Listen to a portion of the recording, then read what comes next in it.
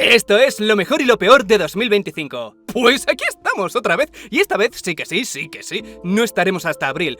Confía en mí, ya verás que sí, esta es la buena. ¿Cuánto te he mentido yo? Salvo incontables veces, nunca lo he hecho. Generación Beta. Empiezo como terminé el año anterior. Todos los bebés nacidos a partir del 1 de enero formarán parte de la nueva generación beta, así que el mayor ahora apenas alcanza un año de vida. Para ellos, las IAs, sean generativas o especializadas, no será una opción, se habrán integrado de tal manera que las tendrán que consumir quieran o no. Sin embargo, la historia de los niños iPad no se repetirá de nuevo con los niños IA. Esto es porque la IA no es un entretenimiento en sí, no es un juego, es después de todo una herramienta. Estoy bastante convencido de que para ellos ni siquiera será divertido, porque lo habrán integrado en el colegio para ayudarles a estudiar, buscar información de manera precisa, verificar fuentes. No están condenados, como ya hacen ver algunos, a no saber distinguir la realidad. En el futuro, que un programa genere texto o imágenes será el menor de sus problemas. El mayor problema es a lo que colateralmente conduce su uso: trabajar el doble de rápido y un mayor individualismo, es decir, se duplica el estrés que ya creó Internet. Popeye y Tintín son de dominio público. También desde enero estos dos, junto a muchas otras obras, son de dominio público y como bien sabes, lo primero que han hecho es terror baratillo. Popeye de Slenderman. En la película se habla de Popeye el marino como una leyenda, un hombre que al comer espinacas tóxicas se volvió fuerte y loco. No sé si eso de comer espinacas para ganar fuerza les dará problemas legales o lo dejarán pasar. El caso es que un grupo va a investigar si la leyenda es real. ¡Plot twist! La leyenda es real y mata a unos cuantos con esos efectos que solo el cine B sabe hacer, enfocando mucho los brazos de Popeye, que para eso son de dominio público. Pero espera, hay un plot twist del plot twist. La chica del grupo es la hija perdida de Popeye, y al reconocerla le perdona la vida. ¿Sabes lo peor de todo? Que me la vi en broma y me gustó. Esa sangre mal hecha y las malas actuaciones tienen su punto. Hasta la elección de la música es extraña. Hay una escena de pánico y dolor mientras le está arrancando el pelo, con música a lo John Wick de fondo. Parece que estés viendo algo ilegal de la Deep Web. Dije que no sé si le dará problemas el tema de las espinacas porque el dominio público solo se aplica a los primeros cómics, y en esos, para ser más fuerte, no comía espinacas, sino que le frotaba la cabeza a una gallina. Estoy bastante seguro de que si quisieran, podrían demandarles por infracción de marca. Switch 2. En junio Nintendo sacó la Switch 2, exactamente el mismo concepto que la anterior, pero mejorando algunos detalles del hardware, siendo los más importantes una pantalla más grande, finalmente con 120 Hz, y poder usar los Joy-Con como si fueran ratones de ordenador. El nuevo gimmick que solo sirve para llamar la atención y después nadie usa por falta de juegos o practicidad. Por lo demás, cambios pequeños, un nuevo puerto USB-C y el uso de imanes para enganchar los mandos. Antes de su salida hubo cierta polémica porque Nintendo anunció que los juegos de la Switch 2 se venderían a $80 la versión digital y 90 la física. Recuerdo que intentaron boicotearles, pero no sirvió de nada. La consola fue un éxito porque la mayoría de los compradores de Nintendo son casuals que no están crónicamente online y encuentran súper gracioso decir 6-7. Y 10 o 20 euros de diferencia no les importa porque total, comprarán solo 6 o 7, 2 o 3 juegos en toda su vida. Es un público que solo quiere el siguiente Mario Bros, Pokémon o Zelda, mirando este tipo de boicots como el conductor que mira con desprecio a los que cortan carreteras. Les da lo mismo el activismo gamer porque tienen una vida más allá de los dramas de internet. Sé que cuesta creerlo. Aunque el tema del precio al final no ha resultado ser verdad, o milagrosamente no tradujeron $90 a 90 euros, como hacen todas las compañías. He mirado en Amazon, la tienda oficial de Nintendo, y los precios de Donkey Kong Bonanza en versión física está a 67 sin descuento, y Mario Kart World a 70, también físico. Yo no la he comprado, pero no porque sea un justiciero, sino porque apenas hay juegos, y eso sí lo critico mucho. Que saquen una nueva consola técnicamente similar a la anterior por 450 euros, no me importa, pero que en nuestro año del señor 2025 sigan sacando nuevas consolas con catálogos tan pequeños es criminal. También es criminal lo que han hecho con el puerto USB-C. Linus Tech Tips se dio cuenta de que Nintendo no tiene intención de dejarte usarlo como tú quieras, porque ha incluido un bloqueo a nivel de software que impide que funcione con productos que no sean de Nintendo, lo que hace que sea muy gracioso que remarquen la inclusión del USB-C, haciendo ver que te da más libertad. Parece ser que ya hay marcas que se saltan la restricción, pero Nintendo las puede bloquear en cualquier momento con una actualización. La boda de Jeff Bezos. Entre 40 y 50 millones por un fin de semana en Venecia. Considerando que es Bezos de quien hablamos, 50 millones para una boda es bastante cutre, más aún sabiendo que su yate le costó 500 millones y que gastó una cifra similar, 40 millones, en ese reloj dentro de una montaña que se supone que tiene que durar 10.000 años, Lo que molestó a Venecia no es solo que gastara 50 millones, que también la desigualdad duele más cuando la ves de cerca. Lo que criticaron seriamente fue la capacidad de bloquear partes de Venecia durante un fin de semana. Durante esos días, Venecia vio cómo llegaban yates de cientos de millones, cerca de 100 aviones privados, famosos de todas las ramas, políticos, cantantes, actores, para bloquear partes de la ciudad con seguridad militar. Pues claro que lo criticaron. También se burlaron de la lista de invitados por incluir a famosillos que a duras penas conocen solo para dar caché a la boda. Invitó a Leonardo DiCaprio, Orlando Bloom, las Kardashian, Oprah, Usher, Bill Gates, Lady Gaga. También invitó a Katy Perry, pero parece ser que no fue. Estaba muy ocupada siendo astronauta. Es un oficio muy complicado. La novia Lauren Sánchez llevó 27 vestidos. Cada vez que le daba la mano a alguien iba corriendo a cambiarse. Dar la mano a dos personas con el mismo vestido es de pobres. Tuvieron fiestas con espuma en sus yates, posaron descaradamente para las cámaras, sonreían, bailaban. Esta fiesta fue para exhibirse ante el mundo, mostrar cómo se rodean de famosos y lujo. Que con la edad y dinero que tienen hagan esto... es cómico. Y hablando de famosos, ¿por qué fue Leonardo DiCaprio si iba continuamente con la gorra bajada, como si intentara que no le reconocieran? ¿Estaba haciendo un favor a alguien? ¿Le pagó el mismo Bezos para que fuera? Porque parece evidente que no quería estar ahí. No sé cuál sería el motivo, pero terminó siendo criticado de rebote. ¿Quién lo hubiera pensado? Dárselas de activista medioambiental y viajar en un jet privado para ir a la boda de Jeff Bezos. No fue buena publicidad para él. La astronauta Katy Perry. A ver... nadie la habría criticado si Katy Perry se hubiera limitado a decir ¡estuvo bien! Los titulares habrían sido primer vuelo espacial con tripulación femenina, después algunas críticas de desigualdad, contaminación, lo típico para mantener al lector en el punto de indignación exacto para que siga leyendo, pero en vez de eso, 10 minutos fueron suficientes para nada más salir de la cápsula, besar el suelo y soltar un discurso que haría llorar a Neil Armstrong. ¡Perdona! ¿He dicho 10 minutos en el espacio? Nah, 10 minutos fue la duración total. Ellas estuvieron en el espacio no más de 3 o 4 minutos. Y esos pocos minutos fueron suficientes para soltar un discurso sobre la importancia del amor y decir que la experiencia fue casi tan impresionante como ser madre. Lo bueno de esto es que sabes que menos de 5 minutos sirven para impresionar a Katy Perry. Eso abre la puerta a mucha gente. Incluido a mí. ¡Faltaría más! No gustó. No gustó su reacción, ni el beso en el suelo exagerado, ni que volviera de la guerra, ni que se considerara astronauta, ni el discurso fuera de lugar, y que nuevamente estuvieran presentes las Kardashian. No sé si es Bezos o Lauren, pero uno de los dos tiene un trauma de instituto serio, tratando desesperadamente de juntarse con las chicas populares. Es curioso ver que ni todo el dinero del mundo cura la baja autoestima. Básicamente no gustó que se las diera de heroína, hablara de feminismo y de romper barreras, usando como ejemplo un viaje regalado por una de las personas más ricas del mundo. Queda raro. Fue tan show que algunos hasta creyeron que fue un montaje, que no subieron al espacio. En este vídeo, justo en este momento, se ve como alguien abre la compuerta desde dentro y la vuelve a cerrar para que Bezos finja abrirla. Pensaron que si podían abrirla desde dentro, la cápsula era falsa, porque claro, si la abren en el espacio, ¿qué pasa? Pero todo es más simple de lo que parece. La presión en el vacío hace imposible abrirla. Ni tú, ni yo, ni nadie. Para moverla haría falta una fuerza de alrededor de 6.000 kilos.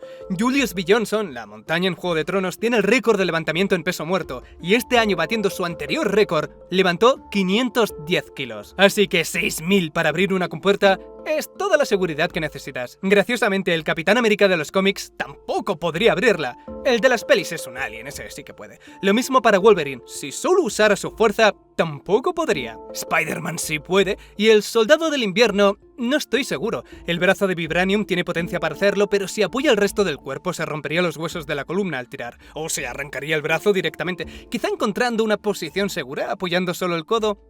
Pero claro, se tendría que abrir hacia adentro. El caso, no me distraigáis. Bezos quiso fingir abrir la compuerta porque es Bezos, el traumado del instituto que quiere ahora el protagonismo que no tuvo de joven. También fue Katy Perry a montar su show en el peor momento. Ella pensó que esto le haría ser de nuevo relevante y lo consiguió, sí, pero a las malas. El evento hizo recordar a muchos el beso no consentido a un concursante en 2018, celebrado después con sus compañeros. Bromas, cuando lo hace una mujer, delito si lo hace un hombre. Sus fans salieron con vídeos del último concierto mostrando una actuación rara, barata, no trabajada y bastante a desgana. ¿De quién fue la idea de poner a bailar a alguien que no sabe bailar? O de aprender coreografías con espadas, sencilla o no, a ella le cuesta. ¿Cuánto costó la entrada en México? ¿$300, $400 por un lugar decente? ¿Que no haya efectos de humo? Vale. ¿Que no haya un buen trabajo con la iluminación? Vale. ¿Que Katy Perry no se sepa la coreografía?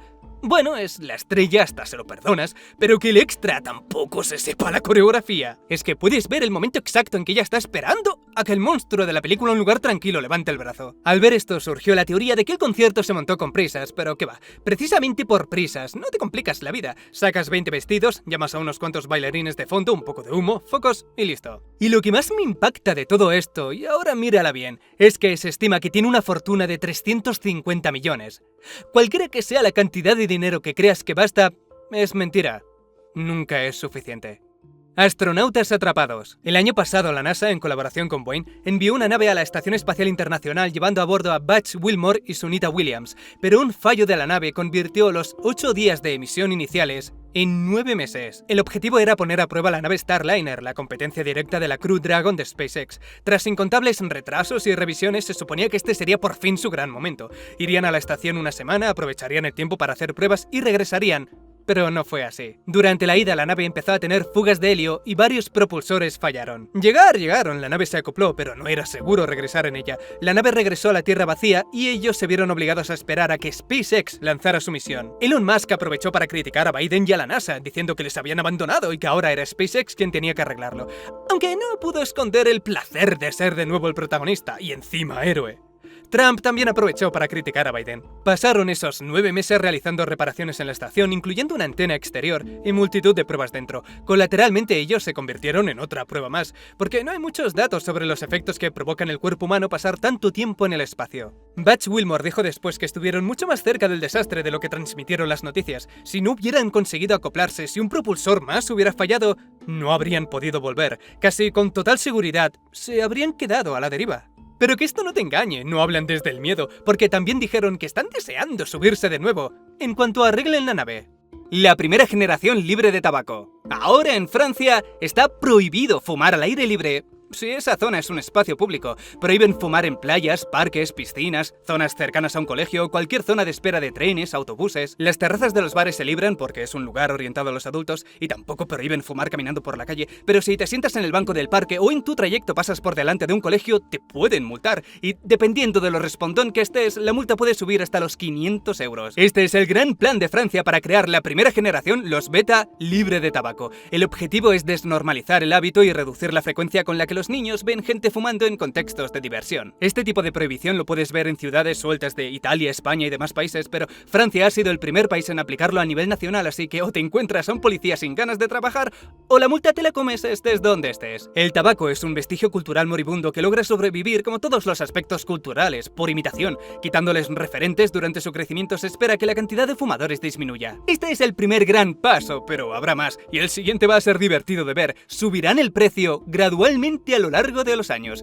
Pronto Francia verá que comprar tabaco les cuesta 15 euros, 16, 17. También van a regular los vapeadores. Esos colores y sabores los vuelven casi como un juguete, ideales para comenzar porque se percibe menos peligro. Y además no sienten las molestias de las primeras veces, la irritación y tos. Con esto quieren eliminar el empaquetado llamativo tipo golosina y los sabores diseñados descaradamente para atraer menores, como chicle de fresa o sandía helada. Estos vapeadores fueron un crimen contra la humanidad, siempre lo diré. La descaradez de atraer niños fue y sigue siendo horrenda. La ministra de Salud, Catherine Vautrin, dijo: a los 17 años deberías estar construyendo tu futuro, no tu adicción. ¡Exacto! Las adicciones se construyen después. A ver si respetamos las tradiciones importantes. El marcapasos más pequeño del mundo. Este marcapasos se creó por la necesidad de una alternativa temporal rápida y poco invasiva. Aunque la cirugía para poner un marcapasos estándar hoy en día no es complicada, hay muchas situaciones en las que los pacientes lo necesitan solo temporalmente y si pueden ahorrarse un tubo en el corazón, mejor. Este, al ser tan pequeño, lo pueden colocar con una jeringuilla y una vez implantado el ritmo lo regula esta luz que se coloca en el pecho. Una vez termina de ser útil, no hace falta retirarlo, se descompone dentro del cuerpo y se absorbe sin causar daños. La mala noticia es que no será un estándar hasta dentro de quizá bastante tiempo. Pedro Saturación Pascal. Sin ninguna duda es el actor de 2025. Ha estado en tantas partes que la gente empezaba a cansarse. Los Cuatro Fantásticos, Eddington, Materialist, The Last of Us, The Mandalorian, Gladiator 2, Freaky Tales... Si eres alguien a quien le gusta ver de todo, te atragantaste con Pedro Pascal. Mucho te tiene que gustar ese bigote para no cansarte de verlo en todas partes. Lo que me pareció excesivo fue intentar hacerle ver como un creepy por abrazar o coger de la mano a sus compañeras. ¡Internet! ¡Sal más a la calle! Ya sin bromas sobre tocar césped, necesitáis contacto humano urgentemente. ¡Deja de comprar agarrar la Bubus, ese peluche de Satanás, y da un paseo, que está el día increíble. La situación fue tal que Pedro Pascal tiene ansiedad, como seguramente el 80% de los que están viendo este vídeo, porque el mundo está roto. Sale en muchas películas, gana fama, sale en más series y películas cada vez más importantes, gana más fama aún. Como resultado, su ansiedad se disparó, y ahora con esa ansiedad lo quieren para la portada de su revista, su entrevista en televisión, la alfombra roja, un sketch en Saturday Night Live. Esto es algo que ha comentado y saben las personas que trabajan con él. Tiene ansiedad. No es extraño entonces que cuando le notan vibrando como si intentara ganar una partida de ajedrez, le ayuden. ¿Por qué siempre tocando? Porque es lo que ayuda, es un apoyo sensorial para distraer la mente y centrarla en algo mucho más simple. Sinceramente, sería igual de útil darle un puñetazo en las costillas.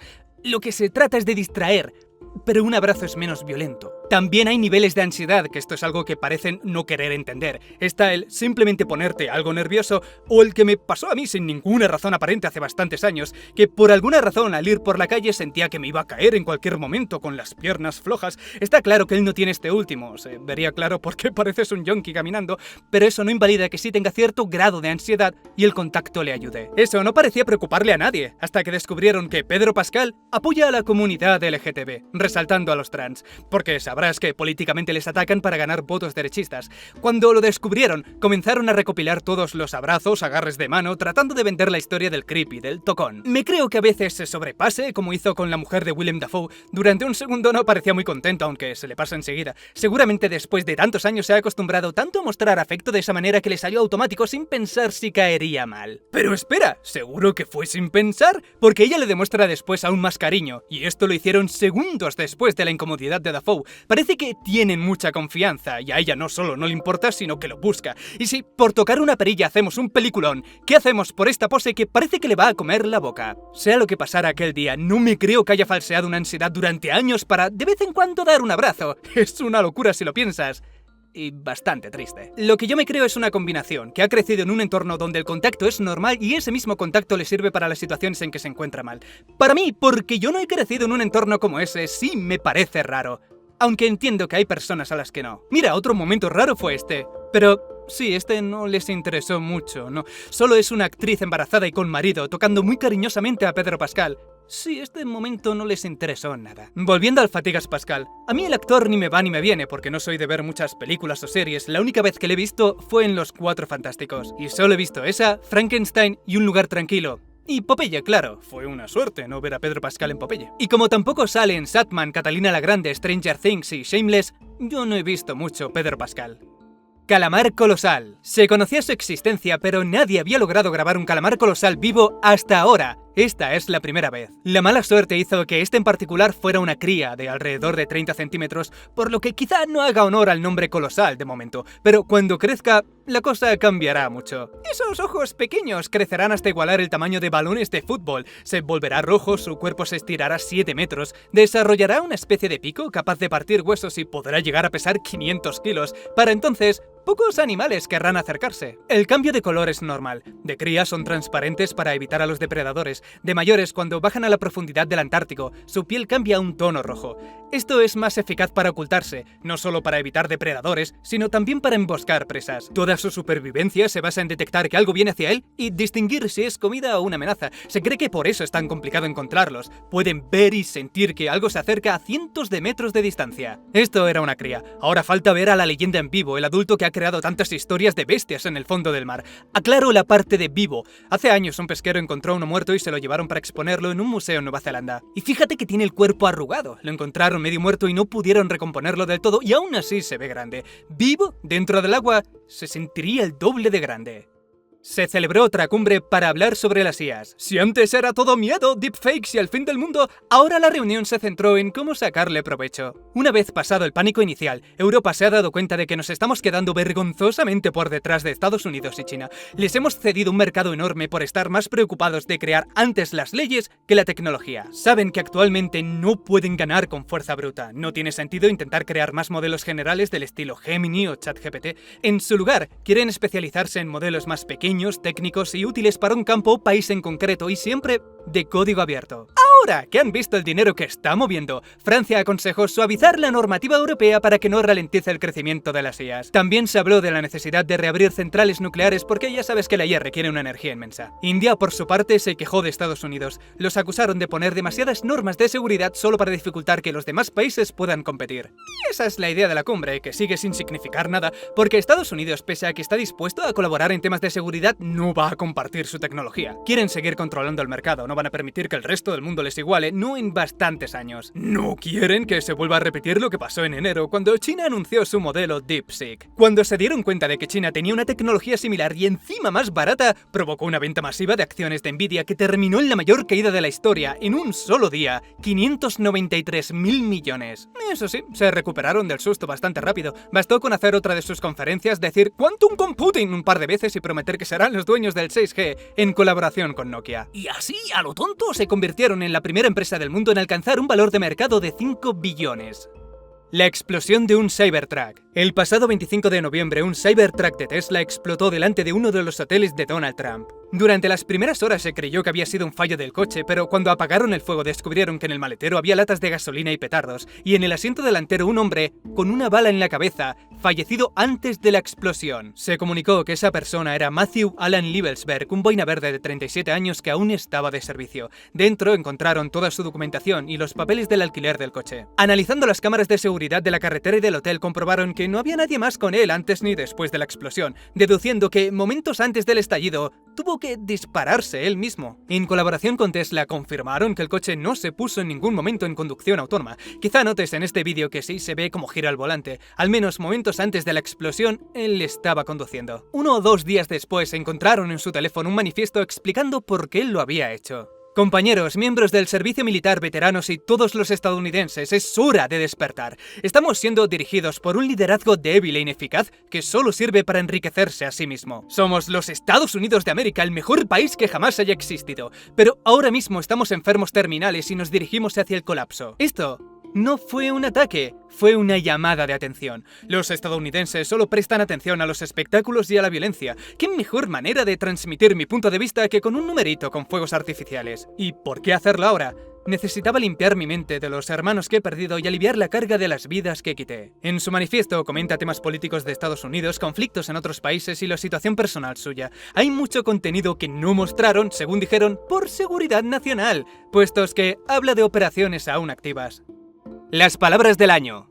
Este año sabía desde febrero cuál sería la palabra del año porque no he hecho otra cosa que leerla en todas partes. AI Slop. Esta, a su vez, DJ evolucionó a simplemente Slop para referirse a un producto malo y no necesariamente hecho por ella. Por ejemplo, a muchos juegos salidos después de Vampire Survivor se les llamó Survivor Slop. Es la palabra elegida por los diccionarios Merriam-Webster, Macquarie y la revista The Economist. Merriam-Webster la define como contenido de IA de mala calidad producido en masa o simplemente cualquier producto, sea de IA o no, de mala calidad. Este slop ha sido brutal para internet. Se han vendido tazas, ropa, comida y plantas que no existen. Hemos visto a veteranos de guerra y niños pobres haciendo manualidades en Facebook para pedir likes. He visto ya noticias donde a pie de página te avisan, artículo creado con ayuda de ChatGPT, y como esa ayuda no se haya limitado a corregir fallos gramaticales, preocúpate. Las esculturas, cuadros y cualquier trabajo artístico real se menosprecian por la falsa sensación de abundancia que se ha creado y porque ahora, hasta que demuestres lo contrario, lo ha hecho una IA. Los que modelan en 3D se quejan de las IAs de 3D mientras les ves utilizar IAs para crear imágenes de referencia. Lo mío está justificado, pero lo tuyo quita trabajos. Políticos lo han usado para atacar o defenderse, a veces simplemente para dar pena, otras tantas para burlarse. Coca-Cola utilizó IA para sus anuncios navideños de 2024 y después de las críticas su respuesta fue más o menos, nos importa un carajo, vamos a seguir haciéndolo. Y en 2025 lo hicieron de nuevo jactándose de que lo habían logrado con un equipo de 5 personas. No, contentos con eso, subieron después otro vídeo explicando cómo lo habían hecho, mostrando las mejoras con el año anterior y narrado por una IA. Y han hecho esto sabiendo que en 2024 aumentaron casi un 3% sus ingresos y lo mismo para 2025, más de 40.000 millones de dólares netos. La IA también ha sido usada para crear carteles de una película. Hollywood, después de las protestas y críticas, ya utiliza algún tipo de IA. Adrien Brody, ganador del Oscar a Mejor Actor, fue ayudado por una IA para perfeccionar su acento húngaro en la película The Brutalist. Él habló, un húngaro nativo lo repitió y mediante la empresa Reese Pictures sintetizaron el tono nativo encima del de Adrien Brody. ¡Cinema! Poco a poco estas películas van a tener más más efectos que las de Marvel. Y hablando de Marvel, los directores que hicieron Avengers Endgame anunciaron una inversión de 400 millones para crear nuevas herramientas IA para el cine. Disney, por su parte, ha hecho una inversión de 1.000 millones para que sus personajes se incluyan en el modelo Sora de ChatGPT. Se espera que con la intención de que Disney tenga acceso a Sora para crear sus propias herramientas. Además, tendrán el derecho de recopilar todas esas creaciones y ponerlas en Disney Plus si quieren. Amazon Prime lo ha usado para algunas miniaturas como la de Nosferatu o 12 hombres sin piedad. Activision lo usó para promocionar Guitar Hero Mobile, y si les pareció bien esta calidad de la portada, ya puedes imaginarte cómo es el juego. También lo usaron para crear algunos assets en Call of Duty, emblemas y banners con el estilo del estudio Ghibli. Algunos escritores reconocen ya sin miedo que han usado ChatGPT en el proceso del libro. La autora japonesa Rie Kudan dijo que el 5% de su libro de Tokyo Tower of Sympathy fue hecho con IA. Quizás su caso tenga sentido porque su libro habla de estas IAs y quería que se expresaran como lo hacen ellas. Ganó el premio con más prestigio de Japón, el premio Akutagawa. Gisa Hastings admite aquí usarlo en su libro Magnolia Parks para no distraerse con búsquedas largas en internet y terminar mirando cosas que no le interesan. Pone un ejemplo de cuál es la ostra más cara que se puede pedir en un determinado mes del año y cuánto tardaría en llegar. Y no parece mala idea usarlo para ese tipo de cosas, pero espero que sepa que estos bellacos mienten muchísimo y al final tendrá que hacer la búsqueda de todos modos. Otra escritora que está siendo acusada es Rebecca Yarros. A la gente le parece raro que pueda escribir tan rápido como Stephen King. Sienten que tiene diálogos y tramas repetitivas, apenas desarrollo de personajes, caracterizaciones superficiales y una construcción de mundo deficiente. Eso lo dijo la usuaria deliciosamente viciosa. Yarros dice que la velocidad de escritura es por pánico. Las fechas límites son absurdamente cortas y cada vez que se sienta necesita forzarse a sacar algo, así que si sale algo repetitivo es porque no tiene tiempo para pensar. Los autores indie son menos sutiles. Necesito sacar mucho para ganar dinero. Si no te gusta, no mires. El streamer XQC dijo: yo consumo el producto final, no el proceso. ¿Por qué debería importarme? Y parece ser que el mundo real le dio la razón cuando la banda inexistente The Velvet Sundown alcanzó 1 millón de reproducciones al mes, o cuando la canción Walk My Walk, también hecha con IA, fue de las más vendidas en la sección country. Aún más razón le dimos cuando... y nunca pensé que iba a pronunciar esto. Cuando Tun Tun Tun Sahur, Tralalero Tralala, Bombardero Crocodilo y compañía se hicieron tan famosos que ahora puedes comprar muñecos, llaveros, peluches y todo tipo de merchandising ¡oficial! ¡Ojo con esto! Algunos de ellos son ahora marcas registradas como Tun Tun Tun Sahur o Tralalero Tralala. No creo que tuvierais planeado vender merchandising de esto, pero si lo teníais, legalmente ya no podéis. Cambiando ya de palabra, para Cambridge la palabra del año fue parasocial, un término para describir cómo perciben algunas personas su relación con personajes famosos a quienes no conocen en persona. La línea de lo parasocial se sobrepasa cuando crees que tenéis una relación de amistad, cuando crees que tienes algún tipo de derecho, quizá por veteranía o por haber donado dinero en Twitch, cuando haces preguntas personales y te extraña que no las quiera contestar, cuando sobrepasas esa línea y esa persona reacciona extrañada o incluso agresiva y no lo entiendes. Twitch es más propenso a crear este tipo de relación por su propia cultura de donaciones, suscripciones y directos diarios con cámaras que muestran su casa respondiendo preguntas personales. El escenario está creado para sentirlo como unos amigos que están pasando la tarde. En YouTube puede pasar, pero es más complicado. Por ejemplo, conmigo, después de más de 10 años subiendo vídeos, apenas sabéis nada sobre mí. Voy soltando datos cada 2 o 3 años, pero en menos de una semana podéis saberlo todo sobre el nuevo streamer que acaba de empezar. Pero Treeline, tú también lo haces, nos llamas literalmente familia al final de cada vídeo. Cierto, eso es algo que se me quedó de mi época trabajando como cocinero. Pasabas tanto tiempo en la cocina, mañanas y tardes, que todos se despedían y saludaban diciendo familia. Bueno, familia, nos vemos mañana. Eso se me quedó. Lo del besazo es puro vicio, ahí no tengo excusa. Todos los consejos que los mismos en YouTube y Twitch dan para crear una comunidad crean a su vez una falsa sensación de cercanía que puede desembocar en algunos espectadores en una relación parasocial, que en niveles bajos no es mala, pero en niveles altos te decepcionará mucho. El diccionario Collins cree que la palabra del año es vibe coding. No sé cómo os habrá ido vosotros, yo lo intenté y no me salió nada. Quise crear un mod para el juego Deep Rock Galactic Survivor, crear un arma nueva y no logré nada. Por cada pequeño cambio saltaban 10 errores más y al final me cansé, aunque sirvió para tener más respeto a los modders. Vibe coding es programar sin saber programar, usando como asistente una IA. Le preguntas lo que quieres, lo pruebas y te pasas los siguientes días, semanas o meses intentando resolver los 500 fallos que seguro te saldrán. Si el que está programando sabe programar de antemano y reconoce algunos fallos él mismo y las preguntas que hace a la IA son muy específicas, eso ya no se considera vibe coding. Eso es solo el programador fanboy de toda la vida. Ahora, además de medias altas, usan IAs. Los dos ayudan a mejorar el rendimiento. Para el diccionario Oxford, la palabra es ragebait. ¿Qué es el ragebait?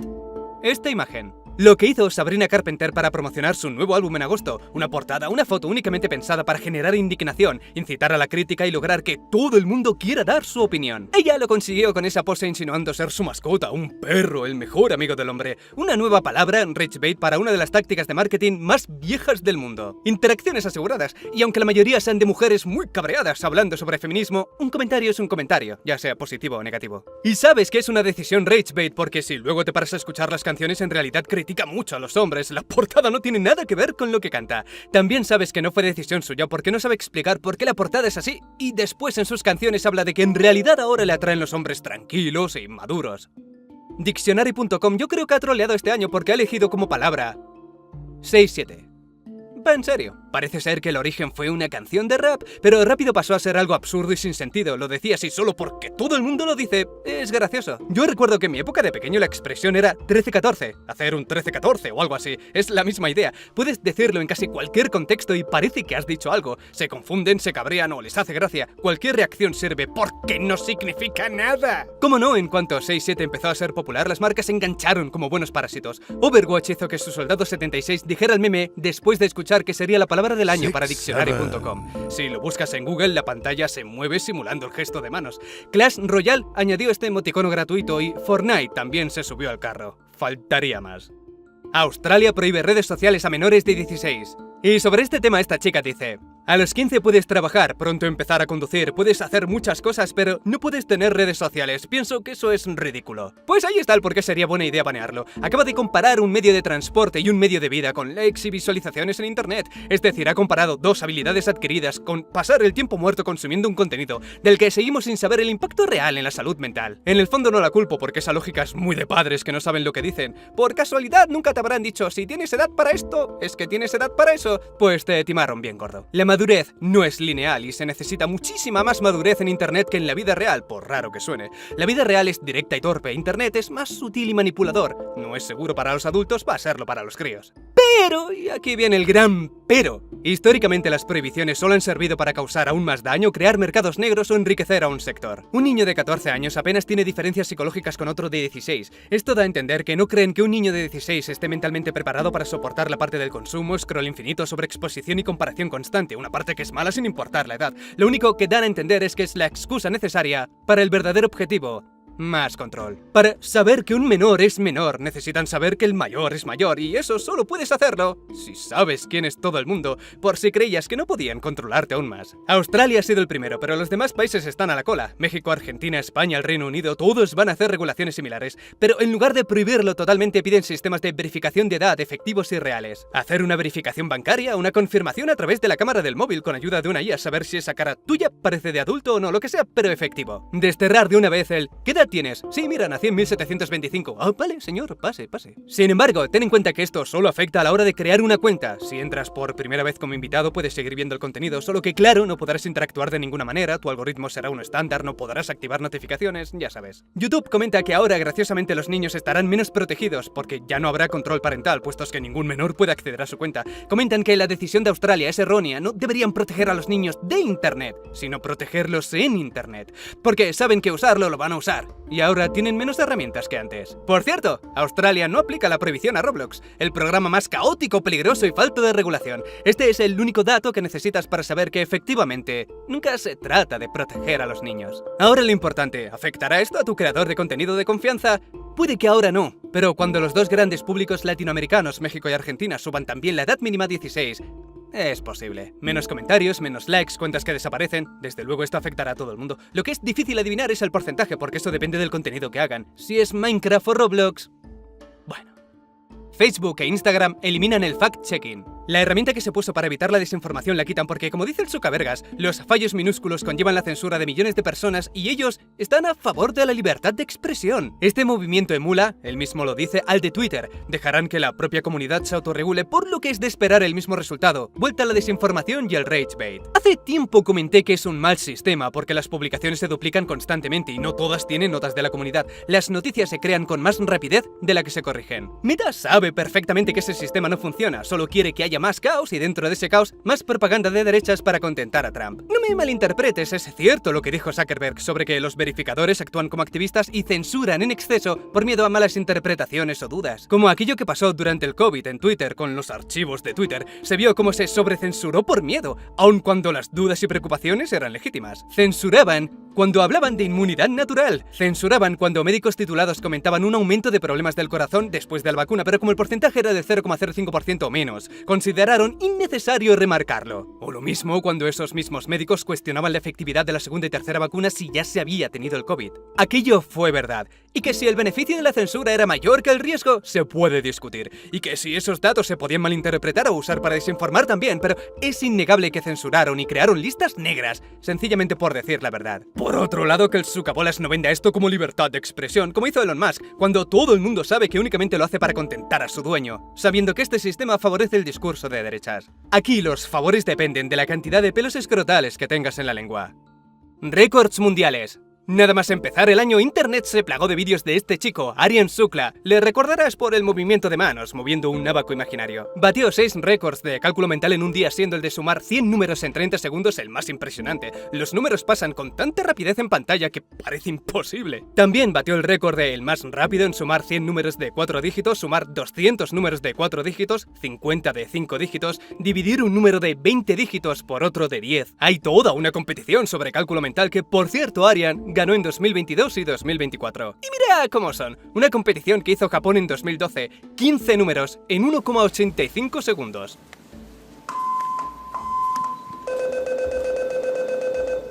Eso que ha pasado en apenas 2 segundos lo tienen que sumar, que no es lo más complicado es verlo. Para mí esto es ciencia ficción, es real, pero una pequeña parte de mí sigue pensando que es imposible.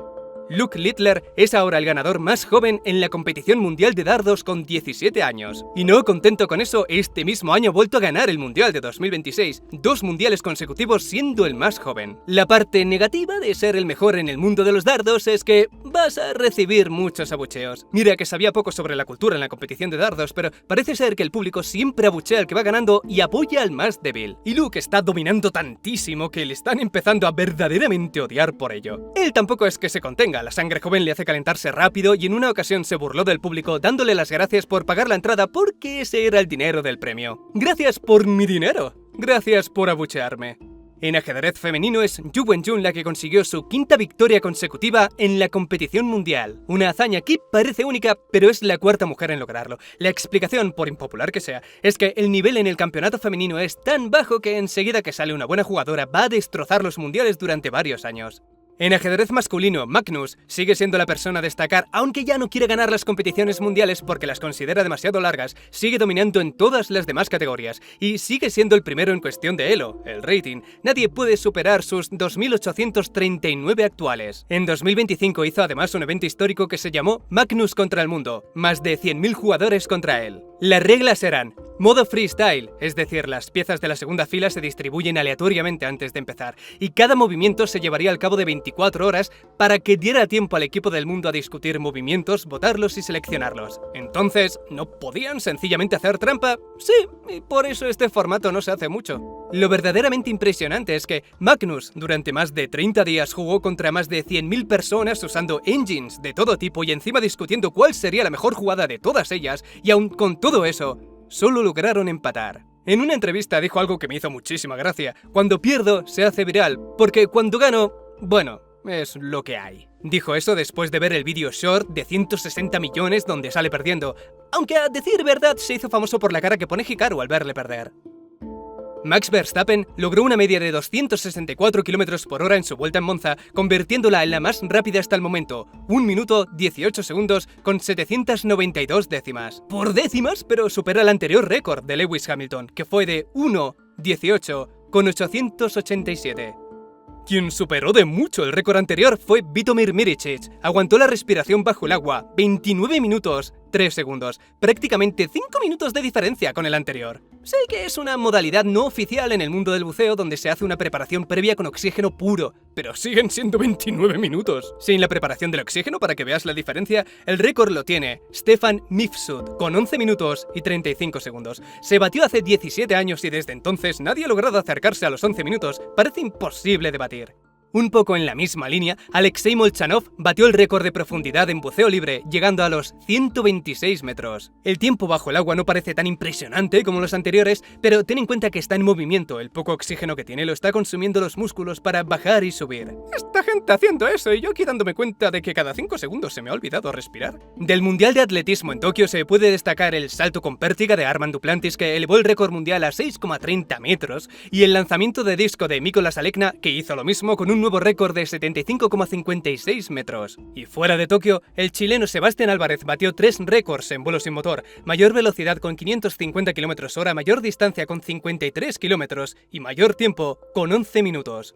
Y por último, México se centró en algo mucho más importante: crear la margarita más grande del mundo con 34.400 litros. ¡Prioridades! Subida de precios de la memoria RAM. En los últimos 5 meses, el precio de la memoria RAM se ha multiplicado por 3, 4 o 5, dependiendo del fabricante y modelo. Esta DDR5 de 16 GB estaba en agosto a poco más de $100 y hoy roza los 500. La misma de 32 GB pasó de $200 a muy pronto 1000. Y si este tema te cabrea, reserva tus energías porque seguirán subiendo. Como los culpables de esta subida son las IAs generativas, esos centros de datos que no paran de construir y ampliar, van a necesitar más para poder seguir ofreciendo más. Ahora, por ejemplo, quieren que las IAs puedan referenciar y tener en cuenta conversaciones pasadas, así de ese modo evitará temas que no te gustan, se expresará como te gusta, y para hacer todo eso necesitan memoria RAM, toda la del mundo a poder ser. Pese a que ellos no compran la RAM que tú y yo compramos, sí utilizan el mismo chip con el que se fabrican, y el fabricante le da prioridad a ellos por la grandísima cantidad que compran. Tal es así que uno de ellos, Micron, ya no vende al público en general, se han centrado 100% en las empresas IA. Y los otros dos, Samsung y SK Hynix, no han cerrado la puerta totalmente al consumidor, pero sí están centrando todos sus esfuerzos en las IAs. ¿Y por qué se pondrá peor? Porque quieren seguir mejorando los modelos, para tener esa ventaja de un 1% de superioridad con la competencia, y venga de donde venga esa mejora necesitan RAM. Entrenar un modelo más grande, RAM. Más memoria en las conversaciones, RAM. ¿Quieres que sea rápido? RAM. Crear la imagen de una gótica culona, RAM, si te dejan. Para finales de 2026 no te extrañes si ves la anterior DDR5 de 32 GB a $3.000 o más. Se supone que también afectará a otros productos como teléfonos móviles, videoconsolas y tarjetas gráficas, pero los precios parecen estables de momento. El presidente de Argentina patrocina una criptomoneda. Javier Milei publicó en Twitter: la Argentina liberal crece. Este proyecto privado se dedicará a incentivar el crecimiento de la economía argentina, fondeando pequeñas empresas y emprendimientos argentinos. El mundo quiere invertir en Argentina. ¡Viva la libertad, carajo! Seguidamente puso el enlace para comprar la criptomoneda Libra. Claro, es el presidente y uno que es economista. Además, si en algo podían confiar era en que tomara una buena decisión económica sobre este tema. Era una oportunidad para invertir un poco. Todo el mundo saliva pensando en recrear lo que pasó con el Bitcoin. Quizá este era el momento. Con ese razonamiento, o alguno similar, comenzaron a comprar tokens como locos. De 0,000001 pasó a valer $5. Eso suponía un crecimiento porcentual de 500 millones. Por cada dólar que hubieras puesto al principio, podías ganar 5 millones. Si no hubiera sido una estafa, claro. Solo horas después, poco más de 30 cuentas retiraron todo el dinero de golpe y el valor cayó a $1. Los que idearon la estafa, los que habían comprado el token antes de que se anunciara, ganaron más de $100 millones y el resto lo perdió prácticamente todo. Rápidamente, Milei eliminó el tweet y publicó otro comentando que no sabía exactamente de qué trataba el proyecto. Una excusa que de hecho le hizo quedar peor. Un presidente que no analiza el proyecto que está patrocinando. Un presidente al que se puede engañar fácilmente. O como dijo este de manera más analítica y profunda, sos un boludo pendejo. En una entrevista, días después, siguió en su línea de no pedir disculpas. De hecho, todo lo contrario. Dio a entender que los que se metieron eran expertos que sabían de antemano la volatilidad de las criptos y entraron voluntariamente. Quería cambiar la imagen de haberle robado unos caramelos a un niño inocente con la de millonarios jugando a un juego peligroso de ver quién es más rápido en estafar al resto. Y es súper gracioso. Porque es verdad, ellos eran los únicos que pudieron meter tantísimo dinero en cuestión de horas en una cripto recién creada. Esto es interesante. Eliminó el tweet diciendo que no sabía cómo funcionaba el asunto, pero días después describe exactamente por qué este tipo de proyectos fracasan, por los que buscan timar a otros, siendo los primeros en entrar. Días después, por alguna razón, Hayden Davis, el estafador de la moneda de Milei, se puso en contacto con Cofisila, un canal que se especializa en rastrear este tipo de estafas. Aquí descubrió que Hayden también había creado la moneda de Melania, la mujer de Trump. Confesó sin ningún problema que su equipo y él compran tokens antes de que se produzca la promoción. Reconoce que es peor que un casino. Es imposible ganar si no eres el que ha creado la moneda. Si alguien piensa que va a hacer dinero así, será mejor que despierte. La prensa filtró un mensaje de Hayden donde supuestamente decía: le envío dinero a la hermana de Milei, Karina, y él hace y firma lo que yo le diga. Casi un año después, y aún con la confesión en el canal de Cofisila, y aún no se sabe qué va a pasar con este tema. Mayhem on the Beach. Mayhem on the Beach de Lady Gaga fue el concierto con más asistentes para una artista femenina. Lady Gaga dio un concierto en Brasil, en la playa de Copacabana, frente a un público de 2,5 millones de personas, superando el anterior récord de Madonna, que fue de 1,6, casi 1 millón más. Mayhem on the Beach fue uno de los tantos conciertos gratuitos que servían para publicitar su nuevo álbum, Mayhem. Un concierto montado en Brasil para, entre otras cosas, incentivar el turismo. Dijeron que este concierto tuvo una repercusión indirecta de unos 100 millones de dólares en la economía local, ya sabes, hoteles, restaurantes, viajes, tiendas. La entrada era gratuita, pero todo lo demás les costó de media $500. Y como es Brasil de quien estamos hablando, no pudo faltar los que planearon poner una bomba, ir a pegar tiros o, por lo visto, hacer un ritual satánico. Planeaban sacrificar un bebé. El plan no era otro que atacar al público, a esa comunidad LGTB que tanto apoya y defiende Lady Gaga. Al final no pasó nada. Por suerte, todo lo que tienen de malos lo tienen de tontos. Los detuvieron antes de que empezara el concierto. La lengua muerta de $1 millón. El ministro Stalin de Tamil Nadu en India está ofreciendo $1 millón para el que sea capaz de descifrar estas inscripciones, que bueno, $1 millón actualmente con lo mal que está la moneda equivalen a 5 euros más o menos. Las inscripciones las encontraron en 1920, pero el premio de $1 millón se creó en 2025. Estos son algunos ejemplos, y antes de que empieces a preguntarle a ChatGPT, tienes que saber que hay muchos que dicen haberlo resuelto pero no han ganado el premio, sencillamente porque no hay consenso. El problema con estas inscripciones es la ya no solo mezcla de letras y números, sino de sonidos, emociones, ideas, animales, simbología de la época y otras tantas representaciones que no tienen una traducción directa. Además, la dirección de escritura es más flexible que la que podemos ver en la lengua china, por ejemplo. Ellos pueden escribir de arriba abajo, izquierda a derecha, pero esta lo hace completamente al revés. En algunos escriben hacia la derecha y en otras tantas hacia la izquierda. A todo eso se le suma la razón por la que después de más de 100 años sigue sin descifrarse: la brevedad. De media, las inscripciones contienen 5 símbolos. Este es el verdadero reto. Cuanto más pequeña sea la muestra, menos comparaciones y repeticiones puedes ver. Por último, mira, el ganador del premio a mejor queso del año es este, un Gruyère. ¿Es esto relevante para el año? ¡Es queso! Claro que sí.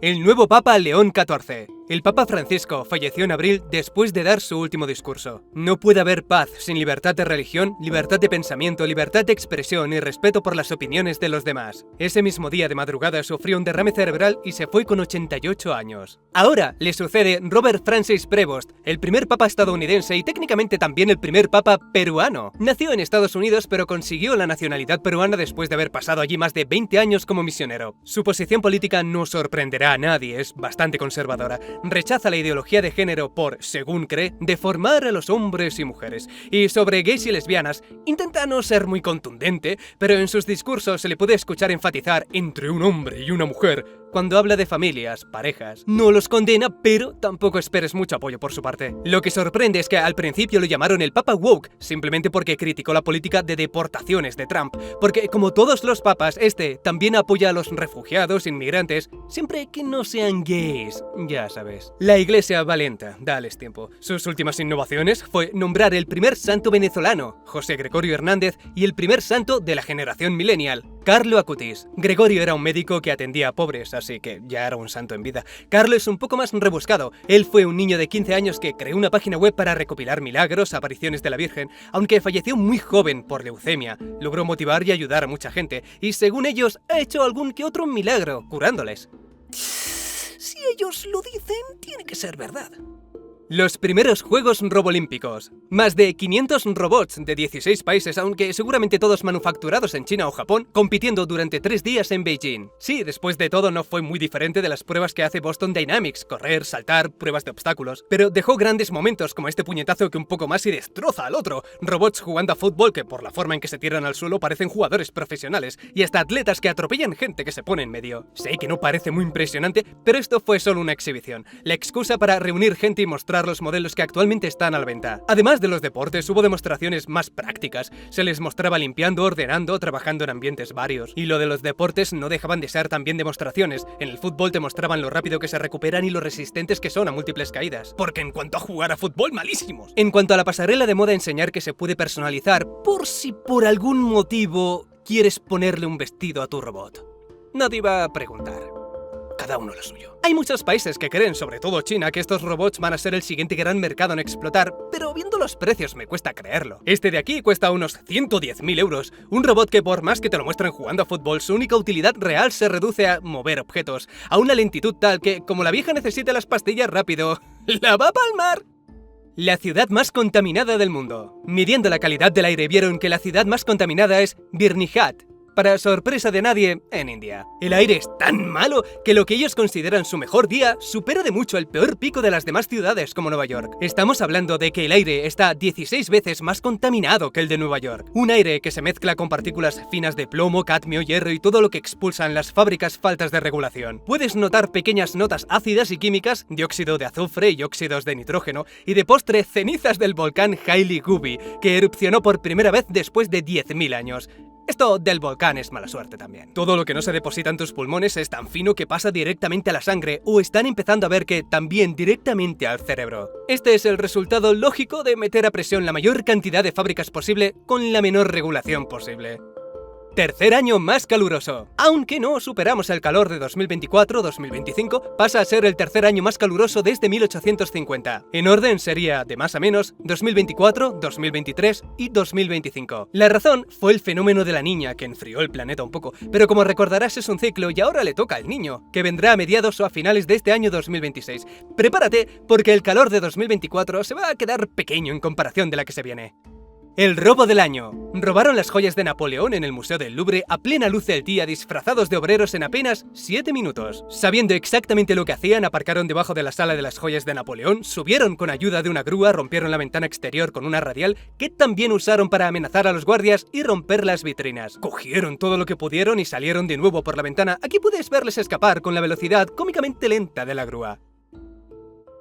Y ya está, eso fue todo. Después de bajar escaparon todos en moto, los dos que ves y otros dos que estaban esperando debajo. Y justo en ese momento sonó la alarma. Más de 100 millones de dólares, es decir, unos 500 euros, de valor intrínseco de las gemas. ¡Qué tontería y qué genialidad al mismo tiempo! Una grúa, un chaleco, un casco y una radial no necesitaron más.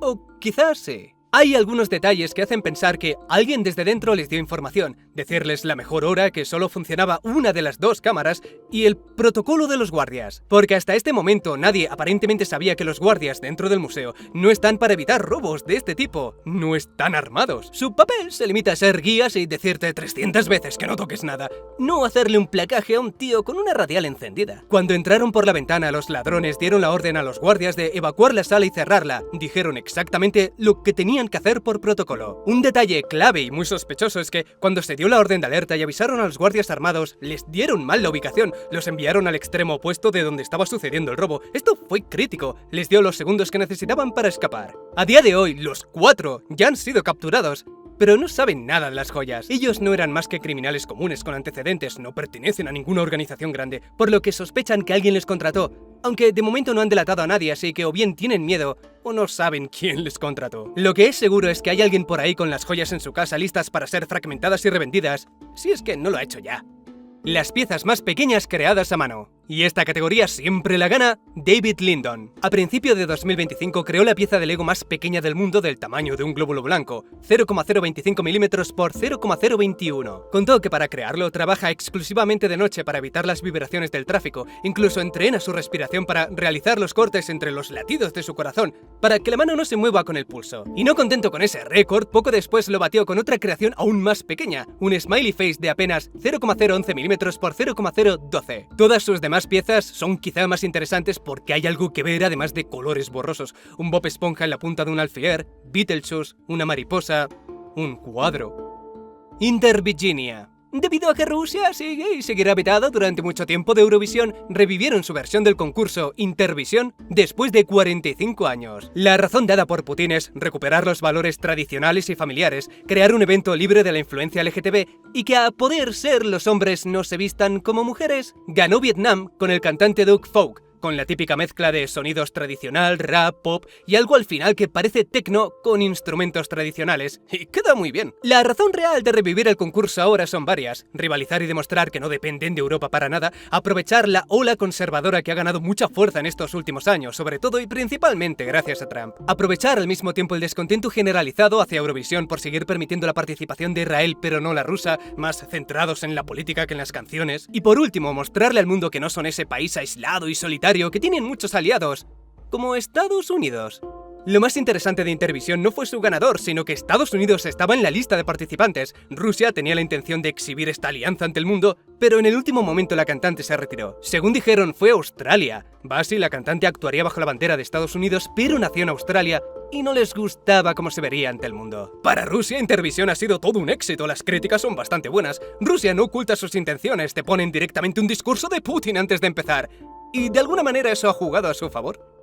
Drones rusos en Europa. Y si Intervisión fue una demostración de alianza, los drones que se vieron a lo largo del año fue una demostración de fuerza. Europa vio drones sospechosos en Noruega, Alemania, Estonia, Polonia a lo largo de todo 2025. Drones que están bastante seguros que son rusos, y más que enviados como un intento serio de espionaje, fue para ponerles a prueba y crear una sensación de vulnerabilidad. Saltaron muchísimas alarmas y el mensaje siempre ha sido claro: en cuanto se les ocurra realizar un ataque a un país de la OTAN, entráramos en guerra. Rusia, por su parte, niega que fueran suyos. Contestaron diciendo que es paranoia, que Europa se lo está inventando para tener la excusa perfecta para poner más armas y radares en la frontera. Una respuesta un poco estúpida, porque Europa no necesita una excusa. Mejoran las defensas cada año, haya o no amenaza rusa, porque así es como se lleva haciendo desde la Guerra Fría. Y si existiera un solo motivo, ese sería la frágil y desconcertante alianza que hay actualmente con Estados Unidos, una que depende de la estabilidad mental de un octogenario que quiere verse a sí mismo como un dictador.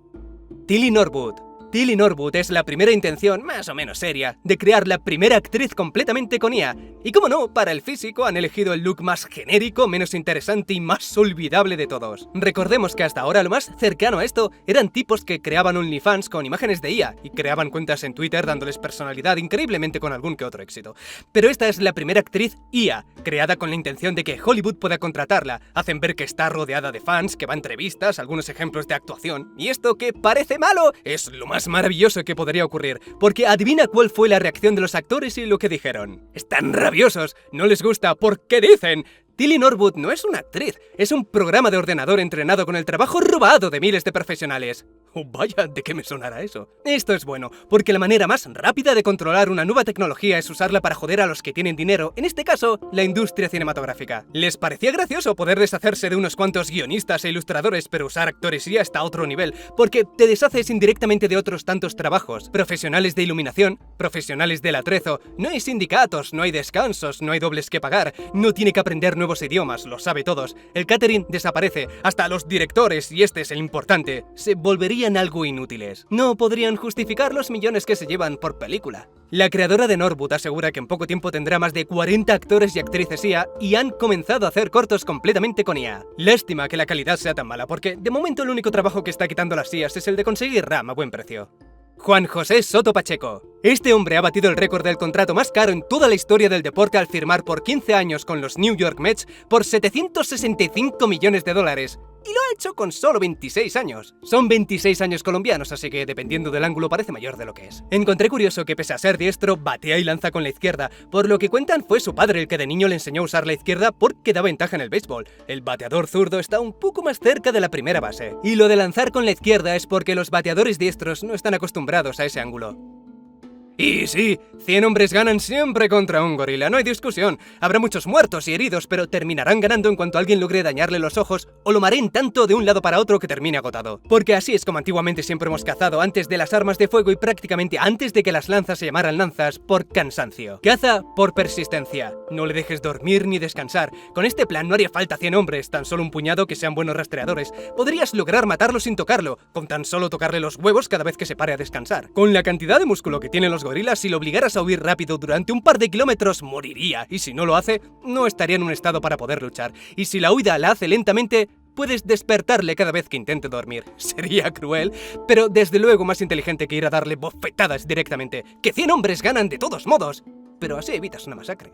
La ciudad más poblada. Actualmente ya no es Tokio con sus 33 millones y medio. La ciudad más poblada del mundo está en Indonesia, la ciudad de Yakarta, y tiene 42 millones de habitantes. Casi todos concentrados, lógicamente, en el centro de la ciudad, con más de 15.000 personas por kilómetro cuadrado. No parece impresionante cuando esa densidad la tiene también ciudades como Buenos Aires, pero la diferencia es el tamaño. Mientras que la ciudad de Buenos Aires mide apenas 200 kilómetros cuadrados, Yakarta logra la misma densidad siendo 3 veces más grande, con 660 kilómetros cuadrados. Otra diferencia importante es que Yakarta se está hundiendo, literalmente por la extracción del agua. A un ritmo de 25 centímetros cada año calculan que para 2050 gran parte de la ciudad será inhabitable. Por esta razón comenzaron a construir un muro y otra ciudad. El muro es temporal para darles más tiempo para construir la otra ciudad y recolocar a la gente. La no desextinción del lobo gigante. ¿Os suena esta historia, verdad? Dijeron que habían recuperado la especie perdida del lobo gigante, así lo presentaron en la revista Times. Este es Remus, es un lobo gigante, el primero en existir en más de 10.000 años. En el artículo comentan cómo crearon a Rómulo, Remo y Khaleesi por el chiste de Juego de Tronos. Comentan que se logró con ingeniería genética por la compañía Colosal. Quizá os suene, son los mismos que llevan años diciendo que pretenden revivir al mamut. Aunque reconocen que en el fondo no dejarían de ser elefantes modificados, pero esta parte la dicen en voz baja y tosiendo para que nadie preste atención. En este caso, para crear al lobo gigante, dijeron que tenían como referente huesos de hace más de 13.000 años y siguiendo ese esquema genético, modificaron 14 genes del lobo gris para asemejarse lo máximo posible. Modificaciones que cambiaron, además del color del pelaje, el tamaño, el de la cabeza, mandíbula, dientes, patas, un poco de todo. Aunque toda la conversación de la entrevista gira alrededor de haber logrado revivirlo, hay una parte clave justo aquí. Además de admitir que el mamut solo sería mamut de nombre, ocurre lo mismo con estos lobos. Se permiten imaginar que, si estas especies en el futuro se reproducen entre ellas, les cuesta creer que el resultado no se considere una resurrección. Un poco rebuscado, pero básicamente dicen, no, no es un lobo gigante, pero si se ve y suena como un lobo gigante, ¿acaso no lo es? No, pues claro que no. Esa pregunta no pertenece al mundo de la biología, sino al de la psicología. Y la psicología humana puede tener esa conversación. La biología animal no. La razón de que no puedan considerarse seres extintos es que si el humano no hubiera intervenido y hubiera encontrado esta especie en la naturaleza, se habría considerado una anomalía genética de una especie ya conocida, el lobo gris. Y solo si con los años de observación pudieran verificar que hay más ejemplares, se crearía una categoría nueva, quizá una subespecie del lobo gris debido a un cambio genético tan pequeño, lo que significa que tu chihuahua y estos lobos siguen siendo de la misma especie. Lo que es seguro es que modificar 14 genes para que se parezca a una secuencia de ADN incompleta de hace 13.000 años no es desextinguir un animal, es crear tu versión de cómo crees que eran. Usando un molde que ni siquiera es el correcto, los lobos gigantes solo compartían el nombre lobo, pero no eran de la misma especie. No puedes crear un mono cambiando 14 genes de un humano, que es lo que dicen haber conseguido en este caso. Ni siquiera se sabe si los lobos gigantes eran blancos o si realmente eran más grandes que un Golden Retriever. Ellos forzaron este color y tamaño porque es la imagen que tenemos actualmente gracias a Juego de Tronos, sabiendo que de esta manera saldrían en las noticias. Después de todo, Colosal es una empresa privada y vive de sus inversores. Necesitan estos espectáculos para demostrar que están haciendo algo. Siempre pasa lo mismo con las empresas privadas. Y bueno, no es casualidad que uno de sus grandes inversores sea precisamente George R.R. No voy a terminar nunca la historia y lo sabéis, Martin. Y tampoco es casualidad que hicieran una colaboración con MrBeast. Tómate esta empresa como influencers de biotecnología. Parte del trabajo que hacen es valioso. La otra es simplemente clickbait. En cuanto a los lobos grises ligeramente modificados, viven bien. Están en una reserva natural sin que les molesten. Primera mujer en ser la primera ministra de Japón. Se trata de Sanae Takaichi, y si esperabas que por ser mujer suavizara el machismo que rebosa en Japón, sigue esperando. Es muy conservadora, nacionalista, antifeminista y hasta cierto punto radical. Su único punto progresista es invertir en inteligencia artificial, como hacen todos los países ahora, y solo lo hace porque no quiere depender de China. Lo de radical y nacionalista viene porque no tiene miedo de decir que visitará, aunque de momento no lo ha hecho, las tumbas de criminales de guerra de la Segunda Guerra Mundial que hay en el santuario Yasukuni. Parecerá una tontería, pero desde que se creó ese santuario ha servido como una declaración política y cada vez que alguien importante lo visita genera polémica. ¿Por qué enterraron a criminales de guerra en un santuario junto a todos los demás? Porque siempre han negado o suavizado aquellos crímenes. En el fondo, Japón cree que las historias se exageraron, que fueron propaganda de la época o el resultado de juicios injustos. Basta con decir que dentro de ese santuario hay un museo y hasta hace no mucho se rendió homenaje a aquellos dos tenientes que compitieron para ver quién podía matar más con su katana. Y no eran combates, eran ejecuciones de prisioneros indefensos. Y allí se hablaba de valentía y honor. Ellos son solo 2 de los cerca de 1000 que veneran. Actualmente, y Japón lo sabe perfectamente, visitar el santuario es una declaración, es un movimiento político para dejar clara su postura ante el mundo, incluido su país. La de que los crímenes se exageraron y que Japón no tiene que avergonzarse de su pasado. Su postura en los demás aspectos son las esperables. Mantiene la ley de que las mujeres japonesas adopten el apellido del marido al casarse. Se opone al matrimonio gay y mantiene la ley que prohíbe a las mujeres convertirse en emperador, emperatrices. No está a favor de las cuotas de género, que haya X mujeres por convenio. Y claro, también niega que Japón usara mujeres de consuelo, tal y como el resto del mundo lo explica. Mujeres y niñas secuestradas de China y Corea para trabajar en burdeles japoneses a la fuerza. Sostiene que sí existieron, pero no fueron secuestradas. Se les preguntó y ellas aceptaron. Eso no es muy kawaii de su parte, sabiendo cómo terminaron muchas de esas chicas. Pero ¿sabéis lo que sí es kawaii? Lo que hizo Kokichi Asukawa en agosto se convirtió en la persona más vieja en subir el monte Fuji con 102 años. Subastas. Este bolso Birkin, creado en 1984, se ha convertido en el más caro de la historia al venderse en una subasta por $10 millones pagados por Shinsuke Sakimoto. El bolso es bastante simple y además está dañado, todo su valor se lo da la historia de su creación. Es el primero de una línea de bolsos creados por un encuentro accidental entre la actriz Jane Birkin y el CEO de Hermes. La historia cuenta que Jane se quejó diciendo que no había ningún bolso elegante y grande, y Jean-Louis, el CEO, le pidió que le hiciera un dibujo de su bolso ideal. Hermes creó el prototipo y se lo envió a Jane. El precio no es solo por ser el prototipo, sino porque Jane lo usó como bolso. No fue solo un capricho, o sí, pero al menos uno que usó durante 10 años. En otra subasta, meses después, Sotheby's subastó el retrato de Elizabeth Lederer de Gustav Klimt y después de una puja de $236 millones, es ahora oficialmente el cuadro más caro de arte moderno y oficialmente el segundo más caro de la historia. Lo de oficialmente es para excluir a los que se hicieron en ventas privadas y no hay registro de la cantidad real que pagaron. Recuerda que el primero sigue siendo el cuadro de Da Vinci, Salvator Mundi, por 450 millones. Por cierto, gracias a la inflación. Solo para recuperar el dinero invertido hoy en día, ese cuadro tendría que venderse por unos 600 millones. Unos 150 millones de diferencia y solo han pasado 10 años. Tus 1000 euros de 2016 ahora apenas son 770. La bubu. Así que la gente vio esta cara y pensó, ¡wow! Me están entrando unas ganas enormes de comprarlo y colgarlo en el bolso. ¿Por qué? Porque vieron a un par de famosas hacerlo. ¿En serio? ¿Eso es todo lo que hace falta? ¡Y mira! Una cantante de K-pop con peluches decorando un bolso más pequeño que el peluche. Y hablando del bolso Birkin de Hermes, Dua Lipa lo decoró increíble con 2 Labubu. Rihanna también pensó que era justo lo que necesitaba su bolso. Lo mismo pensaron Kim Kardashian, V de BTS y Megan Thee Stallion abriendo Labubus en bragas sentada encima de los huevos del jugador de la NBA, Klay Thompson. Pero como no terminó de gustarle el ángulo, lo borró. Le siguen Cardi B, David Beckham y otros tantos. Y así es como misteriosamente entre los pueblerinos comenzó a nacer el deseo de hacer lo mismo. Esta moda juraría que ya existía con otra colección de Pop Mart, las Skull Panda. Misma idea, compras cajas sorpresas, completas la colección y el que te dé más rabia te lo cuelgas del bolso. Lo que no entiendo es que les hiciera más gracia estas cosas que las Skull Panda puestos a colgar una muñeca en el bolso, que al menos no te haga sangrar los ojos. O es aquello de... como a todos les gusta lo adorable, a mí me gusta lo desagradable y te miraré fijamente a los ojos para decirte que yo los encuentro monos. Y bueno, ahí empezó la bola de nieve que terminó como siempre. Youtubers abriendo cajas con una edición más infantil que muchos programas infantiles. Ni idea de por qué no está en la sección de niños.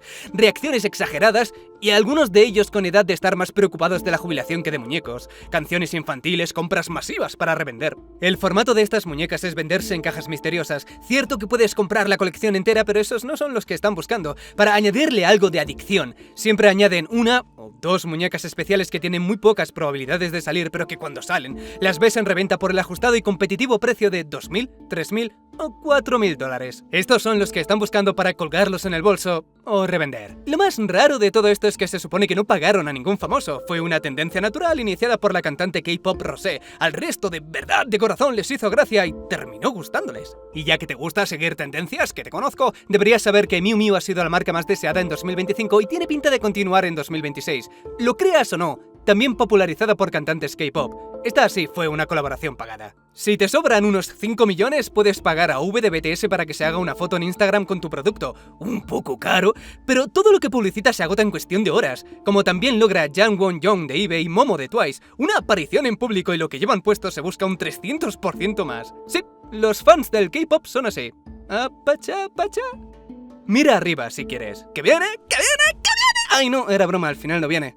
Bueno, un poco sí. Ese es el resumen del asteroide que llegó a tener una probabilidad de chocar contra la Tierra de un 3,1%, el IR-4. Lo detectaron en diciembre de 2024, pero la alarma saltó en febrero, viendo que podía tener una probabilidad de chocar contra la Tierra en 2032. A medida que lo analizaban, aumentaba gradualmente la probabilidad. Pasaron de un 1,3 a un 2,1, poco después a un 2,6 y por último a un 3,1%. Una roca de 50 metros a 50.000 km/h no acabaría con la Tierra. De hecho, es tan pequeña que en ciudades grandes apenas dañaría sería una parte pequeña de ellas. De caer en el agua podría haber formado olas grandes, pero nada de tsunamis destructores. El mundo se puso dramático porque da más visitas, pero esa piedra podría haber impactado en mitad de una ciudad y la cantidad de fallecidos seguiría siendo menor que la de los que mueren en carretera cada año. 1.300.000. Más que arriba habría que mirar al frente. En la práctica lo habrían desviado, como ya han demostrado que pueden hacer, o de no conseguirlo y de darse la casualidad de caer en una ciudad, la habrían evacuado. Con 2 meses de antelación sabrían a grandes rasgos la zona de impacto y qué ciudades estarían en peligro. ¡Peligro! 0%. Entretenimiento con memes de la película de DiCaprio y vídeos hablando del fin del mundo, 100%. El caso, toda la diversión se terminó cuando comunicaron que en otra observación en profundidad bajó la probabilidad real a apenas a un 0,0017%, para la Tierra. Se dieron cuenta de que la Tierra se liberara, pero quizá la Luna no. Le dieron en marzo un 4% y ajustaron su tamaño a 60 metros. Hasta 2028 no podrán volver a calcular la trayectoria, así que de momento ese es el porcentaje oficial. 60 metros siguen siendo insignificantes para el tamaño de la Luna, así que vas a tener que seguir esperando para el fin del mundo. Pero y no te desilusiones. A medida que la astronomía avanza, podemos ver que de hecho siempre hay asteroides de camino a la Tierra. En los próximos años no pararás de ver noticias similares a esta. Rocas de alrededor de 100 metros con un porcentaje pequeño de impactar en la Tierra. Atlas 3i. Meses después del susto del anterior asteroide avisaron de que venía un cometa, uno extraño porque solo dejaba un rastro de gas de níquel y no de hierro. Eso fue más que suficiente para que dijeran ¡cometa! ¡Ya! ¡Eso es un alien! Pues al final lo que parecía una piedra se comportaba como una piedra y tenía todo el sentido del mundo que fuera solo una piedra ha resultado ser una piedra interestelar, con una composición bastante única para lo que solemos ver en nuestra parte del universo. Famosos fallecidos. El Papa Francisco se fue a los 88 años a causa de un derrame cerebral. Italia declaró 5 días de luto oficial y Argentina 7. Le recordarás por no dejar que le besaran la mano, una tradición que quería eliminar no solo por higiene, sino porque también daba una imagen de gobernante y él siempre quiso ser cuanto más cercano mejor. De ahí que también eliminara la protección del papamóvil diciendo: es cierto que puede pasar cualquier cosa, pero seamos sinceros, a mi edad no tengo mucho que perder. La lata de sardinas de cristal, como él la llamó, le hacía sentirse aislado. El presidente de Argentina, Javier Milei, el que hace unos años llegó a llamarle imbécil, comunista, el representante del maligno en la tierra, se despidió de él diciendo: ha sido el argentino más importante de la historia argentina. Le cuesta sacar la frase y quizás se imaginó siendo apaleado por fans de Maradona, pero lo dijo. Al llegar a presidente, Milei se disculpó con él porque no quedaba bien odiar al Papa en un país tan católico como Argentina, y Francisco simplemente le dijo: no te calientes, son errores de juventud. Ten presente que Milei dijo aquello cuando tenía 50 años. Ozzy Osbourne falleció a los 76 años después de más de 20 años luchando contra el Parkinson. Un mes antes de irse hizo un concierto en su ciudad natal Birmingham con el grupo original de Black Sabbath. Giorgio Armani la esquiñó con 91 años por causas naturales. Este 2026 será la última colección nacida de su mano. Al exboxeador George Foreman le falló el corazón a los 76 años. Meses antes subió su última publicación en Instagram diciendo: un día como hoy, hace 30 años, empecé mi día convencido de que todo es posible si tan solo creemos. Luego bromea con tener la misma fuerza para no repetir otro plato de comida. Le gustaba la carne y seguramente le dijeron que controlara la cantidad. Hulk Hogan falleció 2 días después que Ozzy Osbourne, a los 71 años. La causa fueron las complicaciones derivadas de sus muchas operaciones de espalda. Lo inició todo un infarto y seguidamente los demás órganos comenzaron a fallar. No pudieron estabilizarle porque después de años de cirugías y medicamentos todo su cuerpo estaba desgastado. En total pasó por 25 operaciones, todas para tratar las lesiones que le regalaron más de 40 años de lucha libre. De esas 25, 10 y las más complicadas en su caso, fueron para tratar la espalda. Y todo por hacer su movimiento estrella, el leg drop. En la caída cargaba todo su peso sobre la columna, ni un solo músculo intervenía para aliviar el golpe. El golpe pasaba directamente del coxis a la columna y al cuello como un martillazo de más de 100 kilos. No tenía huesos en la columna, tenía polvo. Charlie Kirk fue asesinado con 31 años de un disparo mientras daba un discurso. Kirk era una voz joven en la política derechista de Trump. Sí a las armas, no a la inmigración, no al colectivo LGTB. Iba a universidades para intentar debatir y combatir el progresismo que innegablemente vive en las universidades. Con estos eventos esperaba poder conseguir votos jóvenes para Trump y quizá algún que otro vídeo viral a lo Jordan Peterson. Feminista llora tras ser destruida con lógica. Ese tipo de vídeos. Al final lo que veías eran críos que no estaban preparados para temas de guerra cultural que él había masticado 1000 veces. Y de hecho tampoco se atreven a a corregirle porque sencillamente no tienen esa información a mano. En un momento dado insinuó que la guerra de Ucrania había terminado junto con la de Gaza, gracias a Trump, y todos asintieron. Como esas, colaba un montón de mentiras y medias verdades porque no estaban preparados para debatir. El caso, en uno de esos eventos en Utah estaba esperando Tyler James Robinson con un francotirador y a diferencia del tirador de Trump, este acertó. Escribió memes en las balas. Si lees esto eres gay, referencias a furries, Helldivers 2 lo llamó fascista. Claramente tuvo una motivación política, Tyler de izquierdas, Kirk de derechas, pero se comenta que el detonante final pudo ser los comentarios de Kirk sobre los trans. Kirk era muy hiriente cuando hablaba del tema, rozaba la deshumanización, y Tyler, al tener una novia trans, pudo sentirlo como algo personal. Tras su muerte, todo aquel que cometió el error de alegrarse fue despedido, incluido Jimmy Kimmel, aunque poco después regresó. Dijeron que se burló de la muerte de Kirk, pero viendo el programa solo veo que le sorprende la reacción de Donald Trump, porque enseguida se puso a hablar de ampliar la Casa Blanca, no dándole importancia al asunto. Quizá lo que sí le dio problemas fue insinuar que estaban aprovechando su muerte para hacer campaña, y ya sea cierto o no, el problema fue mezclar la comedia de Trump con la muerte de Kirk. No dijo nada grave, pero si 30 segundos después de comentar la noticia el público aplaude y ríe, crea una atmósfera insultante. Sea como sea, después de comparar la censura de Estados Unidos a la China, Jimmy Kimmel regresó.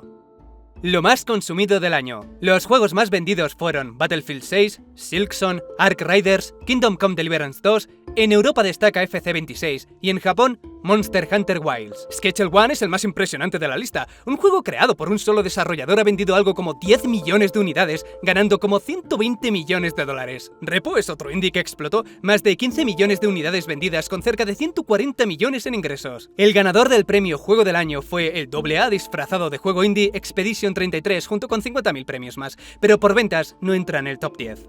Las películas más vistas fueron en Netflix, K-Pop Demon Hunters y de mucho. En el cine no fue la de Minecraft, por más que se hiciera viral la tontería de tirar palomitas cuando salía el pollo. Las más vistas fueron Nessa 2, Zootopia 2 y Avatar 3, películas de animación o live actions de películas de animación. De series fue Wednesday. Por fans tocapelotas dio la sensación de ser Severance, porque es una serie de prestarle atención, montar teorías, discutir en foros, querer hablarlo con todo el mundo. También se busca más por esa razón, pero no fue la más vista. En cuanto a libros, este siempre es el más complicado, pero parece evidente que fue Rebecca Yarros con Alas de Onix, una escritora de fantasía romántica bastante explícita en lo romántico. Ese picantómetro que usan para calificarlo suele estar al tope. Las canciones más escuchadas fueron Golden de la película K-Pop Demon Hunters, Rosé y Bruno Mars con Apachapacha y Ordinary de Alex Warren.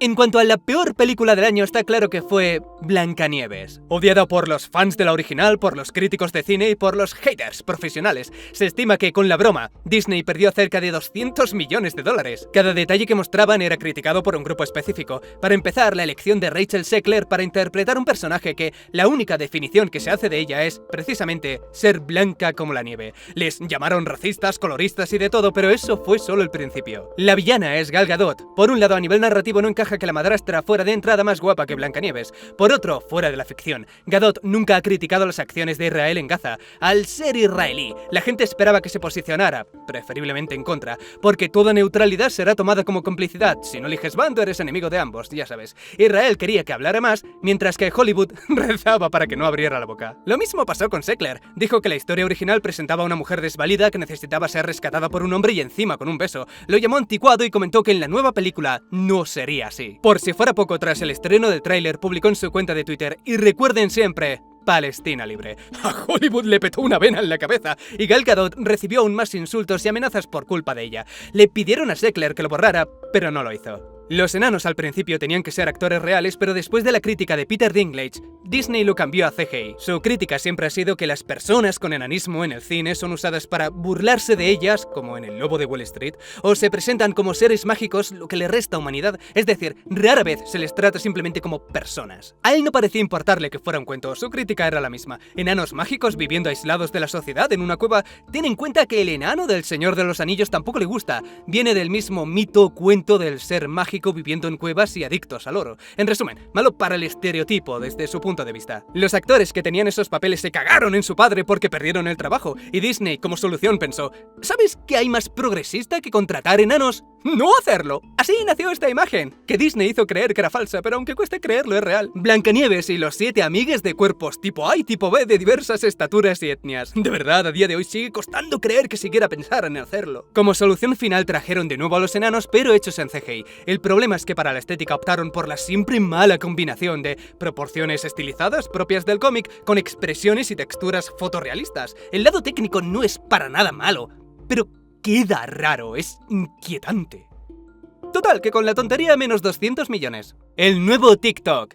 Exactamente igual que el anterior, pero ahora los datos de los usuarios de Estados Unidos se quedan en Estados Unidos y se aseguran de este modo de que China no cambie el algoritmo para sus propios intereses, promover propaganda extranjera, interferir políticamente. Este acuerdo no afecta a Europa, aunque en la práctica también se vigila. Aquí no hay forma de garantizar que no hagan cambios sutiles en el algoritmo o de saber si esos cambios ocurren de forma natural o artificial. Como por ejemplo, no sé, mostrar sospechosamente un nivel inusualmente alto de cómo las escuelas en China son casi de élite. Ese interés nació de forma natural o lo empujaron. Por más líneas de código que te muestren, no podrás saberlo. Esta fue la razón de aquel bloqueo que sucedió a principios de año. TikTok dejó de funcionar durante unas horas porque Estados Unidos quería tener el control y China se negaba a vender la aplicación. El punto intermedio que han encontrado es vender el 80% de su participación en Estados Unidos y licenciar su algoritmo. TikTok sigue siendo quien lo maneja globalmente, pero Estados Unidos entrena el suyo propio. Y pese a que Estados Unidos ahora controla la aplicación por seguridad, China se lleva todo el beneficio económico. Bien, ahora todos felices, se acabó el problema.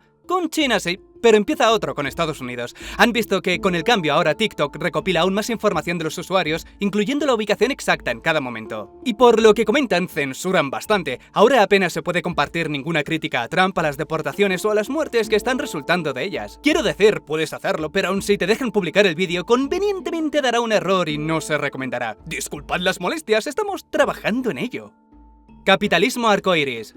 ¿No habéis notado que ha faltado algo este año? Las compañías no añadieron arcoíris a sus logos. Después de 2 mandatos de Trump ya no es necesario seguir con la farsa de que estas empresas apoyan mínimamente cualquier causa LGTB, más allá de aquella que les sirva para promocionarse, aumentar ventas y quedar bien. Porque te parecerá estúpido, pero un simple cambio de colores en el logotipo influía en la percepción y en las ventas, al menos hasta hace unos años, cuando se vio a empresas cambiar el logotipo, mientras que por otro lado apoyaban partidos políticos anti-LGTB. Walmart vendía productos del orgullo y cambió su logo, mientras que por la espalda donaba millones a candidatos políticos anti-LGTB, porque esa es la jugada a colores para quedar bien, donaciones a partidos que bajan mis impuestos de empresa. Esta retirada masiva tiene un origen evidente, aquella colaboración que hizo una marca de cerveza con la actriz cantante Dylan. La parte conservadora inició un boicot porque claro, ¿cómo saben permitir que su cerveza aguada fuera patrocinada por una chica trans? Y los estúpidos lo hicieron sin saber que en realidad la empresa detrás de Bud Light dona constantemente a partidos conservadores. Son lo más anti-LGTB que te puedes tirar a la cara y les hicieron boicot por supuestamente ser wokes. Cuando dicen que la masa es estúpida, aquí tienes el porqué. Ahora el resto va con precaución. Incluso aquellas empresas que apoyan de verdad al colectivo como Oreo se limitan ahora a las donaciones a grupos por los derechos LGTB sin anuncios con arcoiris. Con decirte que lo más gay que hicieron durante el mes del orgullo fue una colaboración con Post Malone. Con todo, a nadie le importa. Izquierda o derecha, todos se alegran, aunque por motivos diferentes. Las mujeres trans ya no pueden competir en deportes femeninos. Como regalo después del mes del orgullo se hizo efectiva la orden de prohibir a todas las atletas trans en las competiciones femeninas. La orden de Trump, llamada a mantener a los hombres fuera de los deportes femeninos, se cumplió mediante su táctica de siempre: amenazar con retirar la financiación a cualquier institución que permita que una mujer trans compita oficialmente. Oye, eso suena a extorsión. Y sí, en la práctica funciona igual. No lo prohíben directamente, pero aquel que lo permita le retiran el dinero y se lo comen a impuestos. Y así se hizo. El Comité Olímpico ahora prohíbe expresamente cualquier participación, sean cuales sean sus niveles de testosterona o el tiempo que hayan estado en transición, nada importa. Lo que sí importa es que esta medida fue vacía solo para contentar al votante, porque en la práctica afectó a menos de 5 atletas a nivel olímpico y a menos de 10 a nivel universitario. De hecho, la antigua normativa olímpica era tan increíblemente estricta que en los últimos 6 años apenas ha habido atletas trans en competiciones de alto nivel. En los Juegos de Invierno de 2022 dijeron que no hubo ningún atleta trans. En 2023, World Aquatics y el ciclismo prohibió la participación de atletas trans. En 2024 hubo también 0 mujeres trans y solo un hombre trans. A que no se habló nada de él, de Hergy Basiadan, pero Iman Khalif, que ni siquiera es trans, apareció en todas partes. La primera y casi única mujer trans que ha participado en grandes competiciones fue Laurel Hubbard en 2020, y ni siquiera pudo clasificarse porque cometió muchos fallos. Después de su aparición dejó el deporte porque los medios, en lugar de enfocarse en que sus competidoras levantaban más peso y tenían mejor técnica, se limitaron a resaltar que era trans. Y como ella dijo, tendrías que ser un robot para no verte afectado por lo que decía la gente, pero no es mi trabajo decirles qué pensar, sentir o creer. ¿Quieres ahora saber qué cantidad de atletas trans hay en universidades y están destrozando todos los deportes femeninos? En 2024 comunicaron que de 510.000 atletas en todas las universidades de Estados Unidos, tan solo 10 eran trans. O lo que es lo mismo, que siempre ayuda a verlo en porcentaje, son un 0,002%. Asumiendo que esas 10 sean todas mujeres trans, tienen prácticamente la misma probabilidad de desestabilizar la integridad del deporte femenino, como probable es que impacte el asteroide IR4 en la Tierra, 0,001%. Pero queda bien decir que está defendiendo a las mujeres mientras firma la orden rodeado de niñas. Y hablando de eso, lo de Epstein no lo comentaré en este resumen porque convenientemente la trama se está desarrollando muy lentamente. Casi pareciera que están esperando a que todos los asociados la palmen antes de sacar lo que tienen de verdad, pero menos mal que no soy mal pensado. Es verdad que hace poco arrestaron al hermano del rey de Inglaterra, Andrew, pero enseguida lo pusieron en libertad y los cargos no tienen nada que ver con la famosa isla. Se dice que fue por darle información confidencial a Epstein, detalles sobre la situación política y comercial de algunos países como Singapur, Vietnam, Hong Kong, comentarle qué oportunidades de inversión podían tener relacionado con sus minerales principalmente. El cargo es muy grave. Pero repito, nada que ver con la isla. Pese a que hay fotos suyas en los archivos, no muestran nada incriminatorio, aunque son extremadamente raras por el contexto, eso sí. Lo más sospechoso de esta historia es que Trump fue precisamente el que liberó los archivos, correos electrónicos, fotos y mensajes privados que suman 3,5 millones de documentos. Ahora se acaban de dar cuenta de que eso solo supone el 50% del total. Aún hay otros 3 millones de archivos más, que no se hacen públicos por, y esta ya te la sabes, seguridad nacional y en algunos casos protección de identidad de las víctimas. Estos 3 millones que con tantas ganas se están analizando ahora no dirá mucho, precisamente porque Trump ha dado el visto bueno. Aún así, se pueden ver cosas interesantes, por ejemplo esto.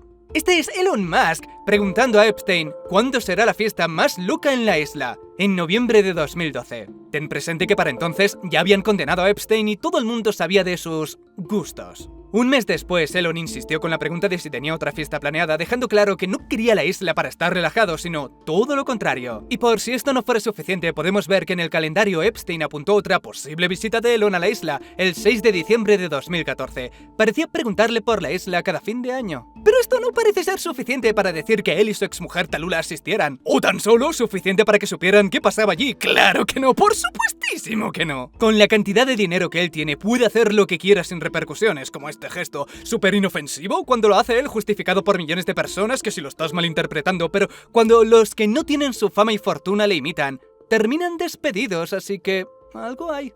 Ver su nombre en los archivos fue la venganza de Trump por haberle acusado a él de estar en los archivos previamente. Desde que intentó jugar ser político, su saludo y ahora esto, la percepción de Musk ha cambiado muchísimo. Ha logrado que todo el mundo le odie por un motivo u otro. Verdaderamente un genio. Gracias a la investigación en profundidad que está haciendo Cofficila, puedes ver también las mentiras del gobierno y el FBI al decir que no había suficientes evidencias para arrestarles en aquel momento.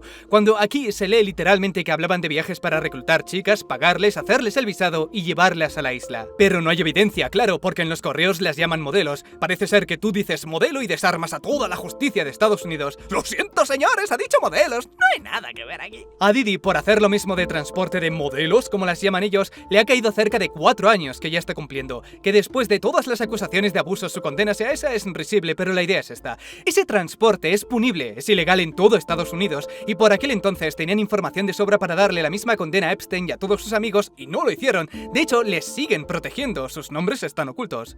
Pero como he dicho, de momento no quiero hablar del tema. El precio del oro.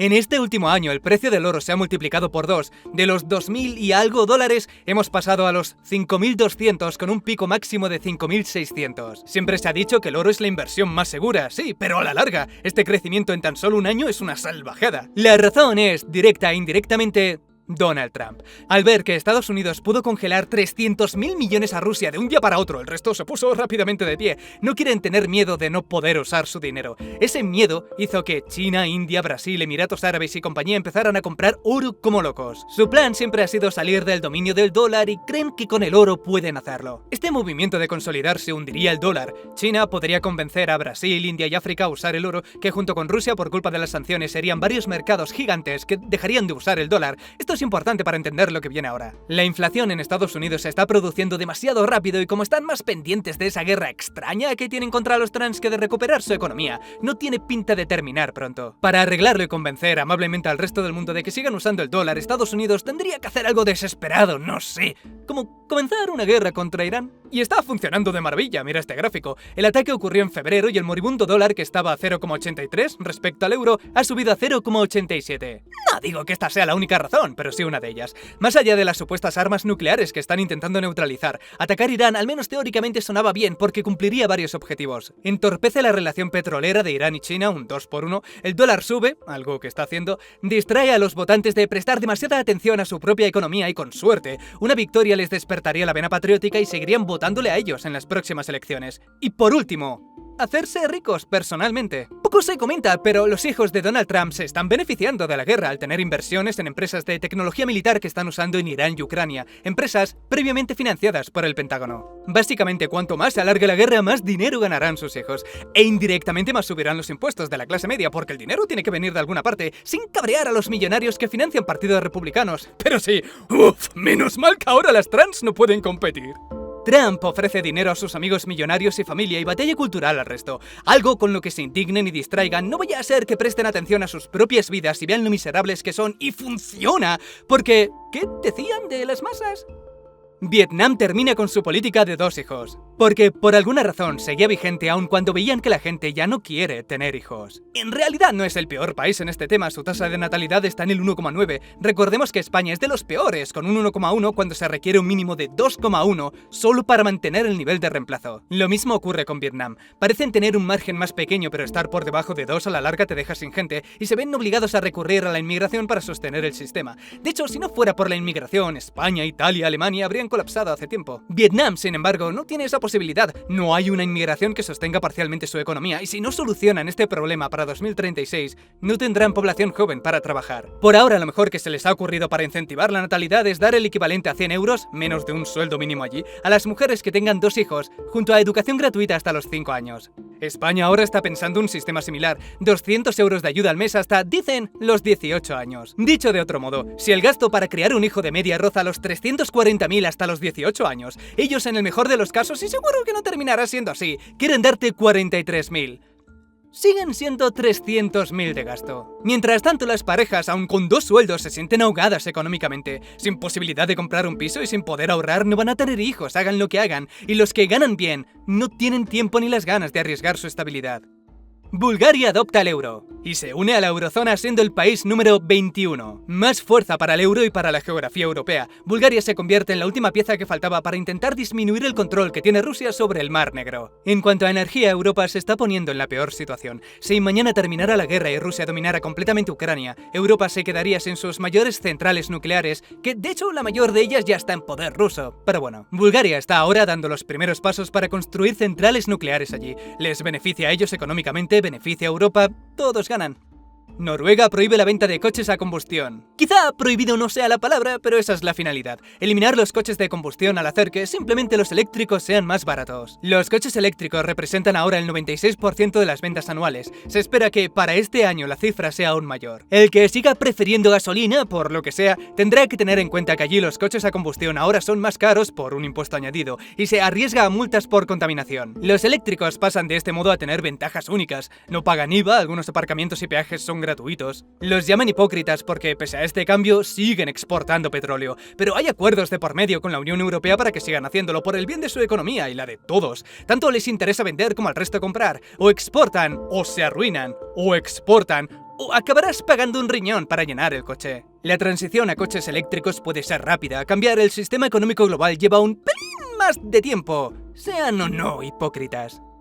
Ucrania. 2025 nos dio la imagen más famosa sobre este tema, un Zelensky sentado junto a Donald Trump mientras su vicepresidente le preguntaba si alguna vez había dado las gracias. ¡Sí, muchas veces! Con esta imagen puedes entender la situación. Estados Unidos no quiere ayudar sin recibir algo a cambio. Ese gracias fue simbólico porque lo que ellos querían y consiguieron era una participación, una explotación de los minerales que hay en suelo ucraniano. Ese era el verdadero gracias que querían escuchar, y lo consiguieron congelando las ayudas. Ups, perdón, estamos revisando unos papeles. Aquellos 2 o 3 parones cuales fueron suficientes para darle ventaja a Rusia y, lo más importante, animar a Ucrania a ceder sus minerales. No de forma directa, el acuerdo es más rebuscado y únicamente se hará efectivo si por lo menos conservan una parte del territorio. Ucrania cedió, claro, no solo porque si Estados Unidos no envía armas, Rusia acabará ganando, sino porque es una forma de unificar intereses. Si Ucrania pierde ese territorio, Estados Unidos también perderá ese litio, o peor aún, Rusia se lo venderá a China, su némesis. Pero no es todo tan simple. La idea de Trump es que Ucrania ceda terreno y que Rusia se conforme con ese trozo, ese es su gran plan. Pero cuando habla con Ucrania dice ¡no! Lo defenderemos todo. Y cuando habla con Rusia dice ¡no! Lo queremos todo. Aunque el avance sea lento, Rusia tiene más recursos y terminará ganando por asfixia. De ahí que Europa quiera convertir a Bulgaria en el centro de las centrales nucleares que antes era Ucrania, porque saben que no hay manera de ganar. No se rinden. Pero este plan B demuestra que la esperanza es poca. Aun en el mejor de los casos, si Rusia se conformara con las zonas que ya tiene ocupadas actualmente, significaría perder la central nuclear más grande de Europa y esa es una energía que hay que reponer. ¿Qué pinta Europa en todo esto? Al principio poco, se centraron en las ayudas económicas y Estados Unidos en las armas porque eran los puntos fuertes de cada uno. Pero últimamente la dinámica ha cambiado gracias a los pulsos de poder de Trump. Nos ha demostrado que pese a quien le pese necesitamos nuestras propias armas, o más importante, no podemos depender de que el próximo aspirante a tirano ponga en peligro a Europa con sus negociaciones. Por primera vez desde la Guerra Fría, estamos invirtiendo más en defensa que Estados Unidos. Tómate esto como el plan C. Si hay otro conflicto, y lo habrá, somos humanos, nuestro oficio es la guerra, Europa ya no solo tendrá el dinero, ahora también tendrá las armas. Majorana 1. Microsoft asegura haber construido un chip cuántico topológico. Este topológico hace referencia a una nueva arquitectura con la que se supone solucionan uno de los mayores problemas actuales en este terreno, la inestabilidad de los qubits. Mientras que en otros chips una mosca volando podría desestabilizar el estado cuántico para que entiendas lo sensible que es, el sistema topológico es simplemente más estable. Eso claro, siempre que sea verdad que lo han conseguido. La revista científica Nature no pudo comprobar que fuera cierto. Por lo pronto es solo Microsoft diciéndote que han creado algo único y que están por delante. Pero bien podrían haber diseñado algo que se comporta como un qubit topológico, pero no lo es. Con el tema de los ordenadores cuánticos hay que ir siempre con cuidado. Crean animaciones muy llamativas y te dicen que podrán recrear el mundo o solucionar problemas a nivel molecular, pero por ahora se habla mucho y se demuestra poco. Hablan de curar la muerte y a duras penas pueden demostrar que su chip funcione. El año en propaganda. Oh, amigo mío, y yo que creía que el año pasado era malo. Empecemos diciendo, ¡ja! Estas no son las búsquedas que ha hecho la gente. Está bien que tenga esta obsesión con K-Pop Demon Hunters. ¿Cómo podemos reimaginar el futuro? Ayúdame a ver las cosas desde una nueva perspectiva. ¿Pero qué dices? Nadie hace esas búsquedas. Vamos a ver, Google, según tú, ¿qué ha buscado la gente este año? De primeras presentan a Oliver Witcher, un hombre de 29 años que después de ser diagnosticado con el síndrome de Klippel-Feil, decidió dejar su trabajo de 11 años y dar la vuelta al mundo con su gata. Ese síndrome debilita tanto el cuello que cualquier lesión le dejaría paralizado de por vida. Así que, como una ola le pille por sorpresa, igual no lo cuenta y no es broma, él lo sabe. Pero esa posibilidad le da menos miedo que seguir como estaba antes. Además de liquidar sus ahorros y vender sus cosas, recaudó unos 115.000 de sus seguidores. Lo bueno es que tiene el dinero para terminar el viaje. Lo malo es que terminará. Por cierto, lo más importante, para los tramos difíciles no se lleva a la gata. Resaltan el traspaso de Luka a Los Ángeles Lakers y lo bien que le está yendo pese a que decían que no.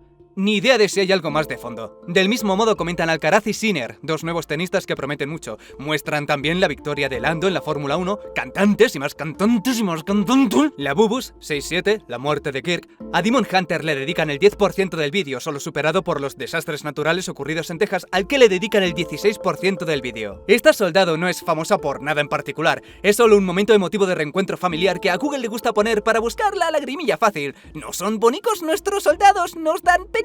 El siguiente parece inofensivo. Es una proposición de matrimonio de una pareja durante el Festival de Linternas en Tailandia, pero yo, maestro mal pensado que soy, sabía desde el segundo uno que había algo raro. El vídeo que han elegido es posiblemente el menos popular de esta costumbre de imitar la película de Rapunzel, creo que lo hacen por eso. Lo sacaron de esta cuenta que recopila pedidas de mano durante el festival. Su vídeo tiene 3 millones de reproducciones, nada mal, pero si estás buscando el más popular, el más relevante, el que más se busca, tanto que salió en páginas de noticias, es este de 133 millones de reproducciones y subiendo. Ahora, ¿por qué Google no pondría el vídeo más viral de la festividad si es igual de emotivo? ¿Qué diferencia hay entre estas dos parejas que sea tan importante? vamos a necesitar varios ordenadores cuánticos para resolver este misterio. Más cantantes y mujeres en el deporte, mujeres en la música, mujeres en el cine. Ponen a Mamdani por ser el primer musulmán en ser alcalde de Nueva York. El concierto en el Vaticano por la muerte del Papa Francisco. La rana Gustavo dando un discurso en una universidad diciendo que no hay que pisar a nadie para avanzar, que es mejor hacerlo acompañado. Muy bonito. Pero igual, si miramos algunas de las empresas más exitosas, cuentan otra historia. Rockefeller ganó su fortuna asegurándose de tener el monopolio del petróleo, y lo consiguió comprando a sus rivales, y los que no querían, los arruinó bajando los precios a niveles insostenibles para ellos. Como vimos, esa misma táctica la usó Amazon para obligar a pañales.com a vender su negocio, y Microsoft hizo lo mismo en los 90. Después de que Netscape rechazara vender su navegador, Microsoft creó el suyo y en lugar de venderlo, lo regalaba. ¿Por qué pagar $50 cuando nosotros te lo damos gratis? Hoy en día las leyes antimonopolio no permitirían algo así. Pero sí, lo de la rana es más motivacional, no te lo voy a negar. Estas mujeres tampoco son famosas, como la militar son los momentos entrañables de superación y esfuerzo para sacar esa lagrimilla que casi te está cayendo ya. Más de lo mismo con el niño. Como ves, el clásico anuncio corporativo para mantener contento al jefe, que es el que baja los impuestos. America First, ¿no? Google se lo ha tomado tan literalmente que el resto del mundo ha dejado de existir. Y al final yo tenía razón. He terminado los vídeos antes de abril. Días, horas, pero antes de abril. Ya está, ya puedes dejar de llorar. Y nada más, familia, suscríbete, dale like si te ha gustado. ¡Un besazo! Y hasta pronto.